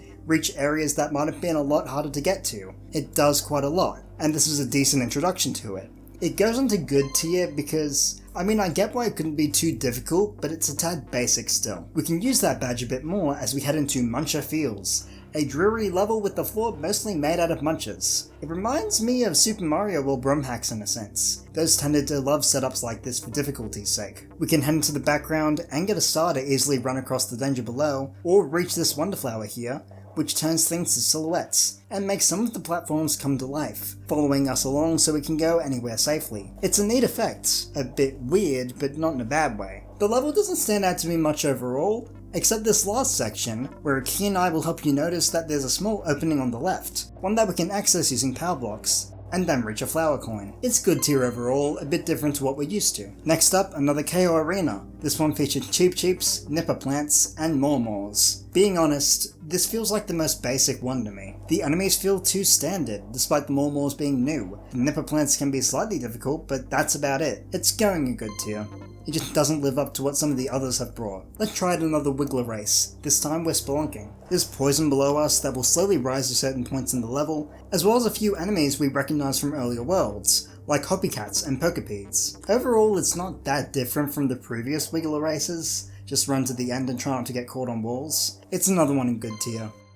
Beating that will actually lead us back to the path we started after beating World 1. It's a loop. Anyway, that was 4 good tier levels in a row, not the greatest showing for the last bits of Petal Isles. But what can you do? Well, you can switch over to Blue Toad and head into the final world. You know, they call it World 6 because it's the 6th world. They also call it Deep Magma Bog because it is that. Bowser Jr. is back again, which means there's a palace to work towards. Also, we're finally getting the legally required lava area in this game. The world has a neat setup. The path continues to split and combine as we descend further down into the depths, and there ends up being a huge variety of options even though the paths are fairly rigid. But enough about the map, let's talk about a level, a search party level. Don't fret though because I like this one. The gimmick here is that we are given the 3 new power-ups, and we have to use them to solve small puzzles and find the wonder tokens. Just straight away, I like that. It feels like there are actually things to solve here. We're given the clues and have to figure out what to do with them, as opposed to having next to nothing and having to figure out everything from that.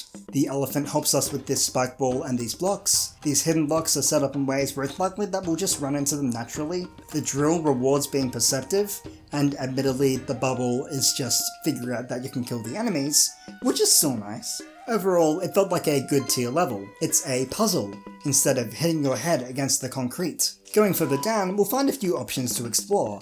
Let's start with this badge challenge. Floating High Jump 2. A lot of the jumps here are ones you'll only just make, some involving donut blocks and huge enemies. It's a quick badge challenge, but it did what it had to do well. This one makes it into good tier.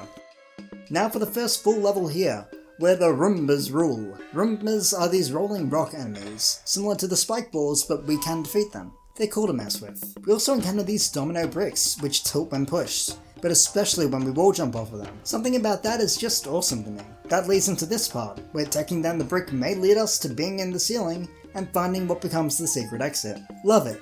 Genuinely love it. The normal exit is still great though. We head down, see some domino puzzles, and we'll soon find a glowing Roomba. We know what this means by now. Kill it to get the Wonder Flower. And we'll turn into a spike ball. Oh, it's like the Standee. We'll bowl down the sick course, destroying everything ahead of us, going at full speed. Fantastic way to end the level off. Gotta give this one an excellent rank. Everything came together so well. To our right, there's a new badge challenge, the second one with the boosting spin jump, featuring Bubble Thingy. There are some neat challenges to face here, using bounces and angles with the jump boost to get the most out of every move. Because of how these spinning trampolines are, this one can be a bit tougher. Even I died a few times here and I use this badge constantly. The amount of challenge here that really proves mastery of the badge is enough to get this to super tier in my eyes. Further down there's more to explore, like Rags in the Ruins, the sequel to Panic at the Disco. There are two main focuses here. Rags, obviously, but first we'll see these blocks that only come into existence when we're close by. Sort of like in Space Junk Galaxy and that other Mario game. Ah, those are the Rags. They charge when we're near. The two mechanics fit together quite well, as the blocks can be used to prevent the Rags from getting in our way, which becomes a ton more useful when the Wonder Effect kicks in, putting us back onto the walls. Escaping a direct threat is a lot harder now. It also gives this part of the stage a maze-like vibe. We have to head down and adjust to the path despite only being able to see small parts at a time. It's a reasonable level of challenge. In addition, getting the Wonder Seed sends us back here and helps us notice a path to the Flower Coin. What can I say about this one? It's excellent tier. I just love how things fit together. If we head left, we can play a troll toll to cross the bridge and be met with... Oop, it's the final battleship. This one has the poles from World 2 returning, suppressible flames, and flying Mecha Koopas hunting us down. I don't have much to say about this first half. It mostly just accustoms us to these features. The second half puts the Wonder Flower in a pretty easy to reach spot, and then Bowser the Sniper is back, though the fact that the level scroll slows to a halt whenever we suppress the flames does make this a tad harder. The flower coins here also feel like fair endgame challenges. The final section is the usual, but with Fire Breath. Yep, that's it again. This one didn't really resonate with me. The mechanics didn't really mesh together, so despite it being good, well I mean that's just where it goes. Good tier. Going further left takes us to Hot Hot Hot, you know? I think this level might be cold. Straight away, we're introduced to these intermittently fiery blocks, and popcorn enemies that react to the heat. Love that enemy idea. They're more docile until they pop, at which point they can't stop jumping. Water can extinguish the hot blocks, and there's a lot of it around here. Plus, we're elephant, which helps with that too. One thing of note is this Wow Bud, which leads us back to an earlier point in the level to create a door. I get Mario 2 vibes here, a secret door taking us to an alternate version of the stage, this one specifically being part of a secret exit. Continuing on like normal leads to the Wonder Flower, where we have to collect tokens while the stage is doused in rain, and large bubbles fall down across the screen. It's a strong contrast in a way that I love. The level ends shortly after, and yeah, that's a level I have so much good to say about. It's getting an incredible ranking. We can also reach a break time, featuring more of these hot blocks. It's nothing too special though, we just need to use the elephant trunk to extinguish the blocks in the level. And I mean, I'll be honest, it's just not really that good to me. It just felt like, hey, do that thing, and that's all. I kinda feel like I have to give it a Mamma Mia ranking. I feel a little bad because it's been ages since anything's been below good, but cookies crumble in a way. Now we can head even further down and face a wavy ride through the Magma Tube. Which Magma Tube? It's a somewhat fast coaster ride with magma below and above us, meaning we can't jump up too high as well as the usual don't fall rule. The Wonder Flower appears early here through a roulette block. Collecting it starts this awesome sequence. A spiked statue in the background fires meteors towards us, and we have to avoid them. It's just a feast for the eyes, a really impactful one. As we move on, the coaster path gets more erratic, getting super close to the magma above and below. Also, I may be stupid. I really thought that might work, I don't know. Overall, it's a fun ride of level, even if it's a tad one note. It gets in the super tier. Another option to this world's KO Arena, our final one, which has us taking on Kerpops, which will indeed pop here. Nauseas, piranha plants, which we'll get to take down using babooms, really fun way to do it by the way. And lastly, the fire spikes, which are laid out in a way that makes it tough to reach them all easily. It's a good challenge to take down everything, and it gets a super ranking for that challenge. On the other side of this section, we'll find the second grappling vine challenge, which focuses more on zip tracks and figuring out what to do with only a short amount of time to manage. And oh, that's it. So maybe it's just me, but that felt a bit easier than the first one for this badge. Not much was at risk despite what it could seem like. I feel like I can only give this good tier. It doesn't feel like the badge would use to its full potential at all. Adjacent to that is pull, turn, burn. My three favourite bop it actions. We have spinning fire wheels, which we can move with pull handles, a lot of magma to deal with, and these geysers which push up burn platforms. As the level progresses, we'll sink further down, pull platforms up to shield us from fire. Ow. Hey, the Skoomba statue is suspicious. Let's make him mad. Oh cool. So, I love this wonder effect, as it makes us immune to magma to the point where we can swim through it with ease. We will progress through the darkness, finding the paths to different wonder tokens until we get the wonder seed, and reach the level's end shortly after. It's a pretty solid level, taking a good mechanic and having a really awesome wonder segment. It's going an excellent tier. Let's head back over and try Dragon Boneyard now. The main feature here are these rotating rings made of dragon fossils, which are tricky to traverse. This hidden path here is great, combining observation with quick reflexes to get us a flower coin. This is followed by another ring, which we have to stay inside to keep safe, avoiding the gap and the oncoming avian army. That alone would be fun enough, but this next fossil contains the Wonder Flower, which causes it to come to life and behave sort of like the snake blocks did in previous games, moving unpredictably, sometimes doubling back, forcing us to stay on our toes, and the dragon itself. And this is all past the goalpost by the way. Going over it on a dragon is cool enough, but getting a challenge along with it and at the end seeing it transform back into a fossil? Chef's kiss there. Goddamn, this level is exquisite. Like, it's such a great experience. So much that it's going up in Wonderful tier. It deserves its place there. Interestingly, that leads to us having just enough seeds to unlock this path, and reach, not a palace, but an expert badge challenge. It's the second one with the jet run badge, meaning we're about to go fast. Things are pretty tight here, and it's easy to mess up. It's a really nice test of our abilities with the badge, worthy of reaching super tier. This leads to the next Expert Badge challenge, this time for the Invisibility Badge. This one populates the stage with clouds, which dissipate as we make contact, which is our main way of determining our position.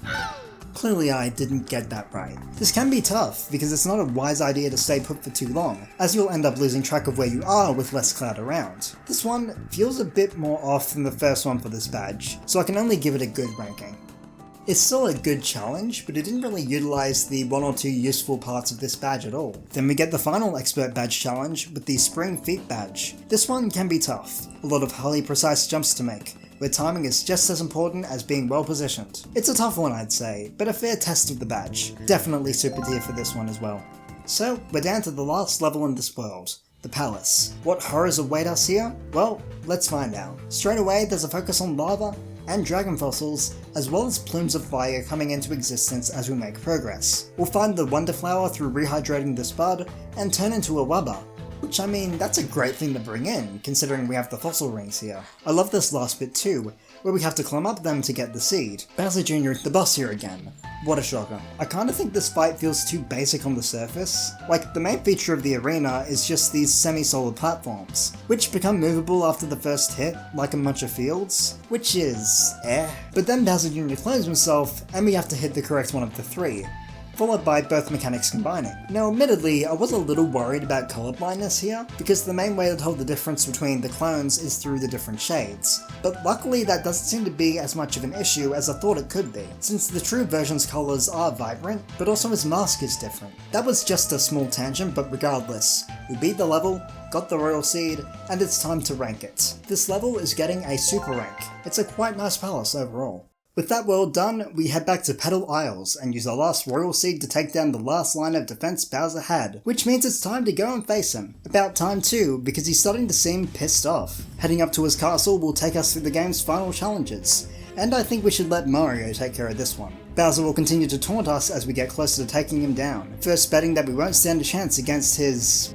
Missile Megs? Missile Meg Mayhem. introducing yet another spin on the bullet bill, missiles that we can use as platforms, though they will slowly sink after we first make contact. These are great to platform around on, with plenty of neat challenges for us to face using them. The Wonder Flower amps things up though, sending forth a barrage of more chaotic missiles shooting us into the sky, in a glorious airshow far above the dark clouds. It's a departure from how the level first felt in such an amazing way. This level ends up deserving of a super rank. It's a simple mechanic put together really well, with a wonderful spectacle to bring things together. Next up, Bowser is making electricity jokes, so this level's probably gonna be about water. Okay, never mind, it's High Voltage Gauntlet, a level that takes place in deep darkness. Illumination only coming from the electrical balls that flash on and off throughout the level. As you could probably guess, these will damage you, as will these enemies that become electrified once they hit them. This can be a tough challenge, timing is key, and you don't always have the best grasp of your surroundings. While making progress in the level, we'll be nudged towards turning back at the ceiling and finding the Wonder Flower, which turns us into Metal Mario, meaning we're immune to electricity and able to see more of the stage. But also, we're heavy. For one, there's the spectacle of getting this Mario 64 reference, but also this is just sick. Electricity is great as a stage gimmick, and this amplifies that for me. Oh, amps, that's funny. This ended up being an excellent ranked stage for me. Everything just came together so well. Next up, we have a level with Seeker bullet bills, which home in on you in a slightly different way than we may be used to. They look for us and then head straight in our direction at a fast speed. If you're cautious, they won't be too hard to avoid, though it's best for you to just defeat them. There's this close quarters section where they'll come in from all angles, which can be tough. Heading down a slightly secret pit here gets us to the Wonder Flower, which causes a boat to erupt from beneath us and start a neat sequence where we have to fire at obstacles ahead with the boat's cannon. It's a bit like an amusement park ride, and leads us right to the level's end. I'll be honest, I was not the biggest fan of how things blended in this one, so I'm only giving it a good ranking.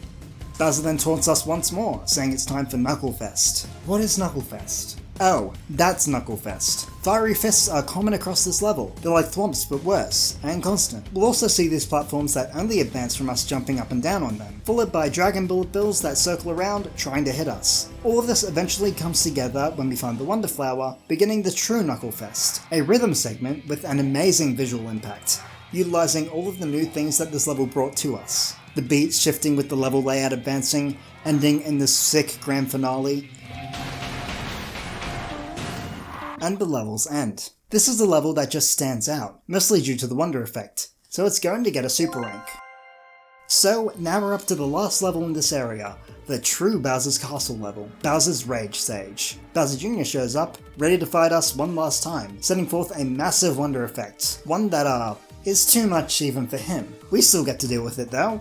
What follows is a smorgasbord of different effects and mechanics we've seen throughout the game. Rolling spike balls, a fossil ring that becomes a dragon, pole blocks, anglefish, bull rushes, a short musical interlude in a few different forms, low gravity swimming, worm pipes, and ending off with a slightly new thing. Platforms that launch us up at full force if we jump to the beat. Right after this is the final boss fight, with those platforms all along the ground. I didn't expect this game to end in a rhythm-based boss fight at all, but it's an interesting way to handle it. After all, there've been plenty of stuff throughout the game preparing us for this. We mostly just have to hit the big button under Bowser, but destroying his hands helps too. The fight is a bit one note, well actually there are a ton of notes, but things don't really vary much with it. Hitting Bowser 2 times will advance us to the next stage, which adds a hand and changes the ground, and 2 more times will do the same again. After 6 hits in total, we'll have to time our jumps to climb up to Bowser, hitting a switch one last time to take him down fully. I can't say it's a difficult fight, but it is a little cooler than the new series' constant rehashing of Bowser but larger. That's it for the final level. We've defeated the bad guy, saved the Flower Kingdom, gotten the final Royal Seed,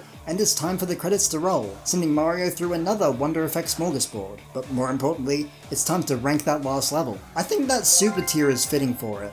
The Wonder section was a fun throwback to everything else in the game, sorta, but then the actual fight, I was hoping for something a little cooler admittedly.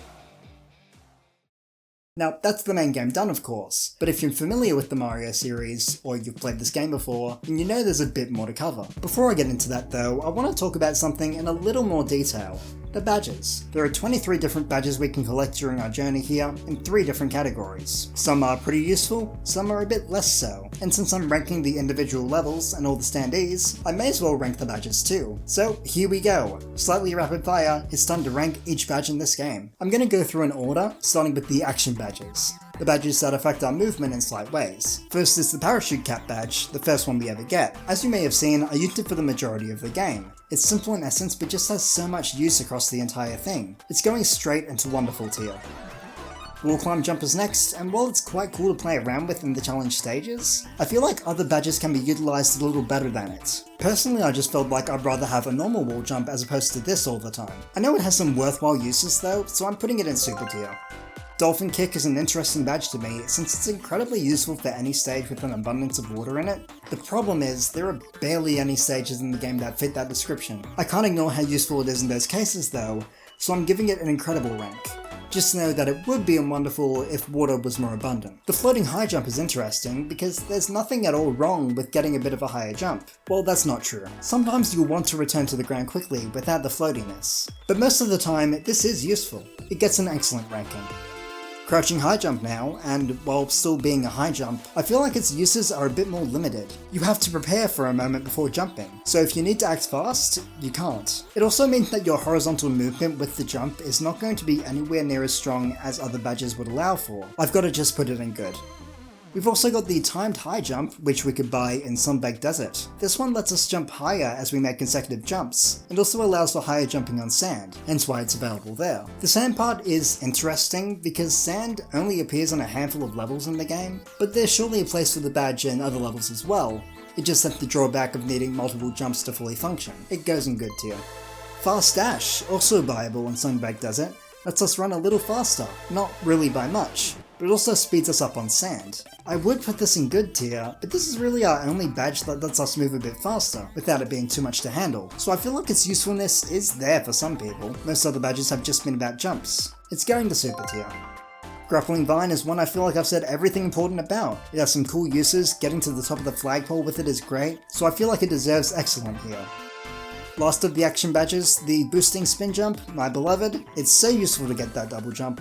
It's helpful so often, you've seen me using it since it was unlocked. It has to go up in wonderful tier, along with the Parachute badge. Our second category is made up of the Boost badges. Badges that can affect how you play a little, but don't change your movement directly. Starting with Coin Reward, which gives you bonus coins for beating enemies. We can buy this from almost every shop in the game, and I think there's a use case for this one. Coins mostly just give you 1-ups whenever you collect 100 of them, and while that can sound mediocre, it never hurts to get more lives. And having it be easier to gain those lives by getting more coins is a nice plus. It gets a good rank.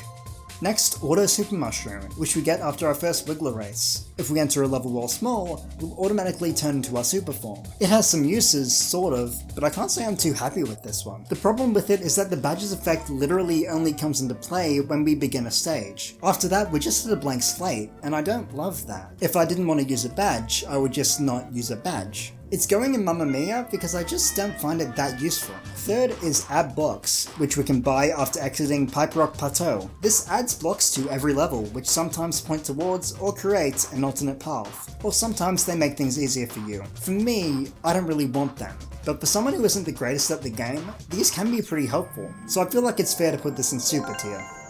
Safety Bounce lets us bounce out of pits, lava, or poison right before we reach our demise, giving us an extra chance to save ourselves once per fall. You can buy it starting from the latter half of World 2, around when bottomless pits become more common, and it definitely can help if you find yourself slipping or not reacting well after a misstep. The action badges also help with that, but this still feels like a super tier badge for me. Rhythm Jump is a badge we get after beating Ninja Jump Party, which gives us an extra coin every time we jump with the levels beat. I don't think there's any good use here. Ninja Jump Party works because the jumps had stage effects, but this is just some coins, not even that many. It also means you can't jump outside of the beat, or else you'll briefly stop getting coins for jumps. It's oh no tier, I just don't see a reason to equip it. The Sensor Badge, which we got in Fungi Mines, is very helpful within that world, and still great outside of it. It lets us know when Wonder Flowers or Flower Coins are nearby, helping find any secrets we may have missed in levels if we're stuck. That is insanely helpful if you want to 100% the game. It's going in incredible tier, because it is that. Coin Magnet, available in Deep Magma Bogged shop, pulls in coins and flower coins that are close by to you. And by close, I mean quite close. Maybe a hot take, but I don't care for this one. The area of effect is small enough for me to think, well, I probably could have easily collected those coins anyway. The flower coin pool might be sort of useful, but yeah, it's just not one I get. Mamma Mia tier. The last 4 boost badges have similar uses, and they're all available in the shop after the final Bowser battle. The all blank power badges. Equipping one of these will make any power-up you collect transform you into the chosen form, so all elephant will make every item turn you into an elephant. All bubble makes bubble, you see the picture. If you have a favourite power, this can be useful, so you don't need to hunt down levels where it's available to get it, but generally the power up that a level gives you will be the most useful one for that specific level, so it can be a little odd. They're all going in good tier. It would be weird to separate them, since the best one for you would just be a case of asking, what's your favourite power up? Lastly, the expert badges, which we've seen in badge challenges. Tough to manage with subtle upsides. Jet Run feels the most useful, dashing through a level at Mark 3, being able to launch yourself across gaps. It genuinely has a purpose, it's just harder to control at times. It ends up in super tier. Spring Feed is next. It doesn't have those qualities, and most action badges let you jump around that height with more control anyway. It's going in Mamma Mia tier. And lastly, the invisibility badge. I enjoyed the badge challenges with it, but there's one clear flaw. You can't fucking see! Why would you ever use it? It just makes the game harder. To me, this means the only real use this has is if someone wants to make a video titled something like, "Can you beat Super Mario Bros. Wonder while invisible?" Which I doubt anyone would ever. Never mind, several people have done exactly that.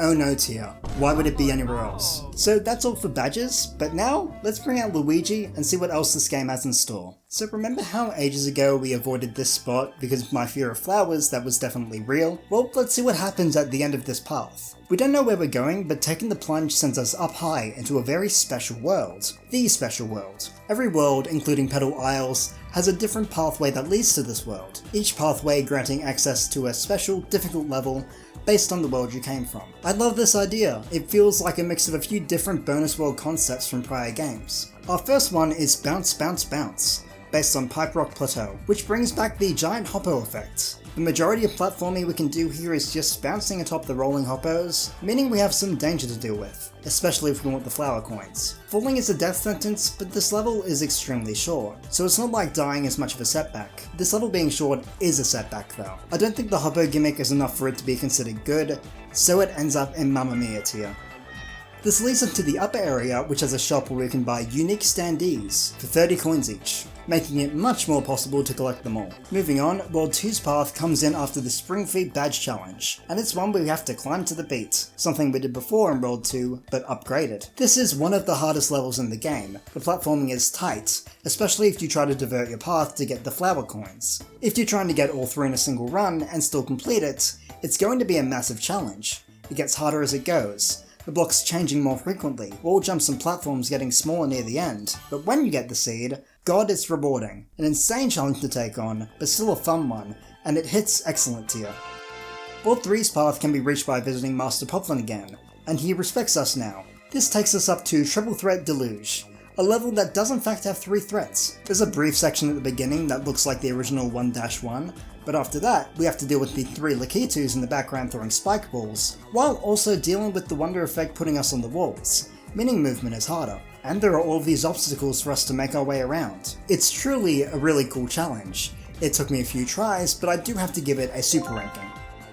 World 4's level is access past the Invisibility Badge Challenge, and has us going high in the sky, with bloops and pole blocks, for an auto-scroller which, I'll be honest, felt less wacky than it probably could've. Don't get me wrong, it's cool, but the pole blocks only felt a little erratic, and I kinda felt like they could have been more at play here. Most of the difficulty just came from the scrolling. It still gets a good ranking, but I think I was hoping for more. Next is World 5's special level, accessed by completing the Poplin Rescue mission again, because this time, they found a path to the special world. Dangerous donut ride, that's what we have to face. There are a few donut blocks that we have to descend with, being hyper-vigilant of enemy and spike position to get through unscathed, but around halfway through, things shift to a Wonder Flower freefall, with poison and more enemies to weave around. The edges of the screen push us back and forth, making things tricky on our way down, until we eventually fall to the seed and take our victory. That level is one I like a ton, so it's getting an excellent rank.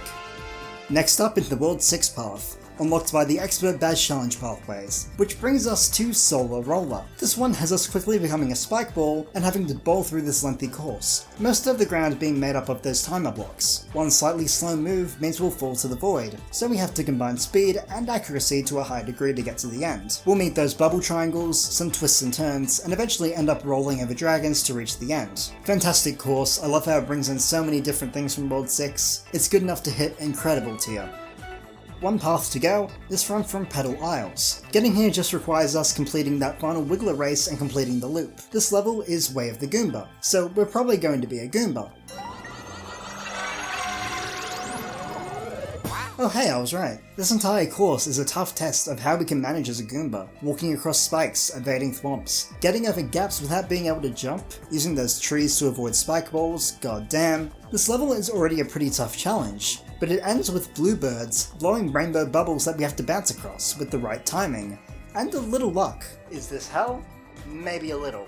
But you know, I really like this challenge. It's tough, but it's fulfilling to me. A good level doesn't have to be a hard level, but this felt like one that deserved to be this hard. In fact, it's also incredible tier. I don't think many people will agree, but it's my video. Beating 3 of those levels will allow us to unlock the semi-final test, which brings back the Piranha Plant Parade, but this time it's more unforgiving, scrolling at a faster rate, bullet bills all over the place, and a consistent string of question blocks to hit to get the flower coins. It's a great way to challenge the player, and call back to one of the more iconic levels of this game. I love the challenge, but admittedly I feel like the novelty of the original stage was a bit stronger. Having it come out of nowhere is insane, but here we saw it coming. It's still excellent, of course, but it's not the cream of the crop. There's another level to play now that we've done all of those. Will this one be cream? The final test, Wonder Gauntlet. If you are a fan of the start of the final Bowser level, you may like this one. It's another smorgasbord with a slightly different variety of effects at play. Pipes, bluebirds, ouch, slowdown, speed up, falling pipes, nauseous, copycats, silhouettes, moving platforms, makes, the boat again, lightning, riffs, hoppers, stars. We didn't start the fire. It's basically everything the Bowser one didn't have, and it's an intense sequence. Like with the Bowser level, it's a cool throwback, but admittedly I felt like the original version was a bit better. This one ends up in super tier. But now, if we've managed to collect every Wonder Seed, Big Flower Coin, and reach the top of every flagpole, we'll gain access to one more level. The final test, and it's a badge marathon. Imagine every badge challenge turned up a level. That's this. We have to go through short courses for 10 different badges, showing our mastery of each one in completely new settings. We start with a short descent with the parachute cap, avoiding sugar stars through careful timing, then trudging along this platform with the floating high jump, avoiding lava geysers and piranha plants, and not dying several times, Amber, what the hell? Next is Dolphin Kick, where we have to speed through the electrical gates in the short amount of time they're open. First flower coin is here, requiring a lot of careful swimming. The next section gives us a checkpoint, thank fuck, and has us using the crouching high jump on zip tracks to advance, leaping over insane geysers and rushing towards the room's end. Next is the wall climb jump, a fun segment where rising lava follows us up as we climb these blocks and use melon piranha plants to get to the top. We're past the halfway mark, which means it's spring feet time. And god, this is annoying. Fire bars are the obstacle here, and we can barely jump over them usually. Worse than that, they spin at different rates to our jump, so clearing them is a process. Luckily, once we get through it, there's another checkpoint before the Jet Run badge. Speeding along, heavily utilising the mid-air jump, running across missile megs, and then up these slopes. It's a quick segment, but a hard one. Anyway, next thing, the boosting spin jump. I'm a pro with this, which is pretty clear since I found this section the easiest. Timing is the main challenge here, just use it at the right moment, across gap jumps and zip tracks. Our second last section is the grappling vine, which uses the hot rocks as its main obstacle. We have to climb up them, making sure not to make contact when they're hot, which mostly ends up being a challenge of speed, with low stakes because if we know we're about to mess up, we can just drop down. One section left and... wait, what badges are even left? Oh, invisibility. Hooray! Of course this is the last one. We have to use the clouds to determine our position again, and oh great, the bubble triangles are spinning. This is why we hate those things. We need to be precise with movement, which is clearly difficult, then manage blimps. It is a hellfire of a section, but somehow I was able to get through it without much visible struggle. I genuinely don't know how. The last challenge is reaching the top of the flagpole. Pray. No, genuinely, it's time to pray here. The amount of times I've seen people go, I missed the top of the flagpole, after this is staggering. That's it though, the final challenge down. It's a fitting endgame challenge, yeah, but as a level, it's okay. I respect it enough to put it in super tier, but no higher. But there's a little more left. Not a level though. For beating that, we go to a final house, and get praised for being super cool, before receiving a very special secret badge, the Sound Off badge. What does it do? Well, it changes the sound effects to these human-made sounds, which is charming. Where does this go on the badge tier list from earlier? Well, obviously it goes in Mega Amazing Wonderful Perfect tier. Badge of the Year, let's go. Yeah, I'm kidding. It's excellent though, because I love how they reward you with the simple, charming thing they decided to do. Not every final reward needs to be insane. It's a silly trophy, and I like it. So now that we've played through everything, what can I truly say about Super Mario Bros. Wonder? Well, for one, it's phenomenal. It showed that Nintendo still has a clear passion for 2D Mario, but also made some of the flaws of the new series a bit more clear, especially as time goes on. Everything here looks expressive, vibrant and charming, when the new series ended up seeming a bit plain even when it was innovating slightly. It feels like 2D Mario has been revitalized by this, and I hope we can see more games like this in the future. The distant future. They need time to cook. The fact that it had been in development for around 4 years before release really showed that they knew they had to take their time with this, and that's exactly what they did. I absolutely loved the game, and I knew it was going to be worthwhile to talk about every single level in depth. Because so many of them have so much going on, it wouldn't really feel right to gloss over huge parts of this amazing experience. I mean, look at the full tier list here. So many levels ended up in those higher tiers, and even though Super and Good ended up tied, that's mostly because of all the break time and badge challenge levels. If you disregard them, so much of the main bulk of the game went on the greater side of things for me. Is it the best 2D Mario game ever? I don't know, that's up for debate, and everyone's opinions are going to vary anyway. It might just be my new favourite though. It came out at the perfect time, and filled me with so much wonder throughout the entire course of the game. And it's a great way to show that Nintendo is back to making amazing experiences after that lackluster period that ended less than a decade ago. I mean, like I said in the beginning, my least favourite world in this game would have ended up on A tier in the new Super Mario Bros. Video, but also, there would have been 2 new entries for S Plus tier. This game just has so much good about it. So many cool wonder effects, great power-ups, a fantastic art style, and it's going to leave me with so many wonderful memories. Thanks for watching till the end if you did. There's a good chance I'll be making even more videos like this in the future with other standout titles. So let me know if you're excited to see more like this. Like and subscribe, because all the cool kids are doing it. And also, don't drink the juice that makes you disappear, because if you do, then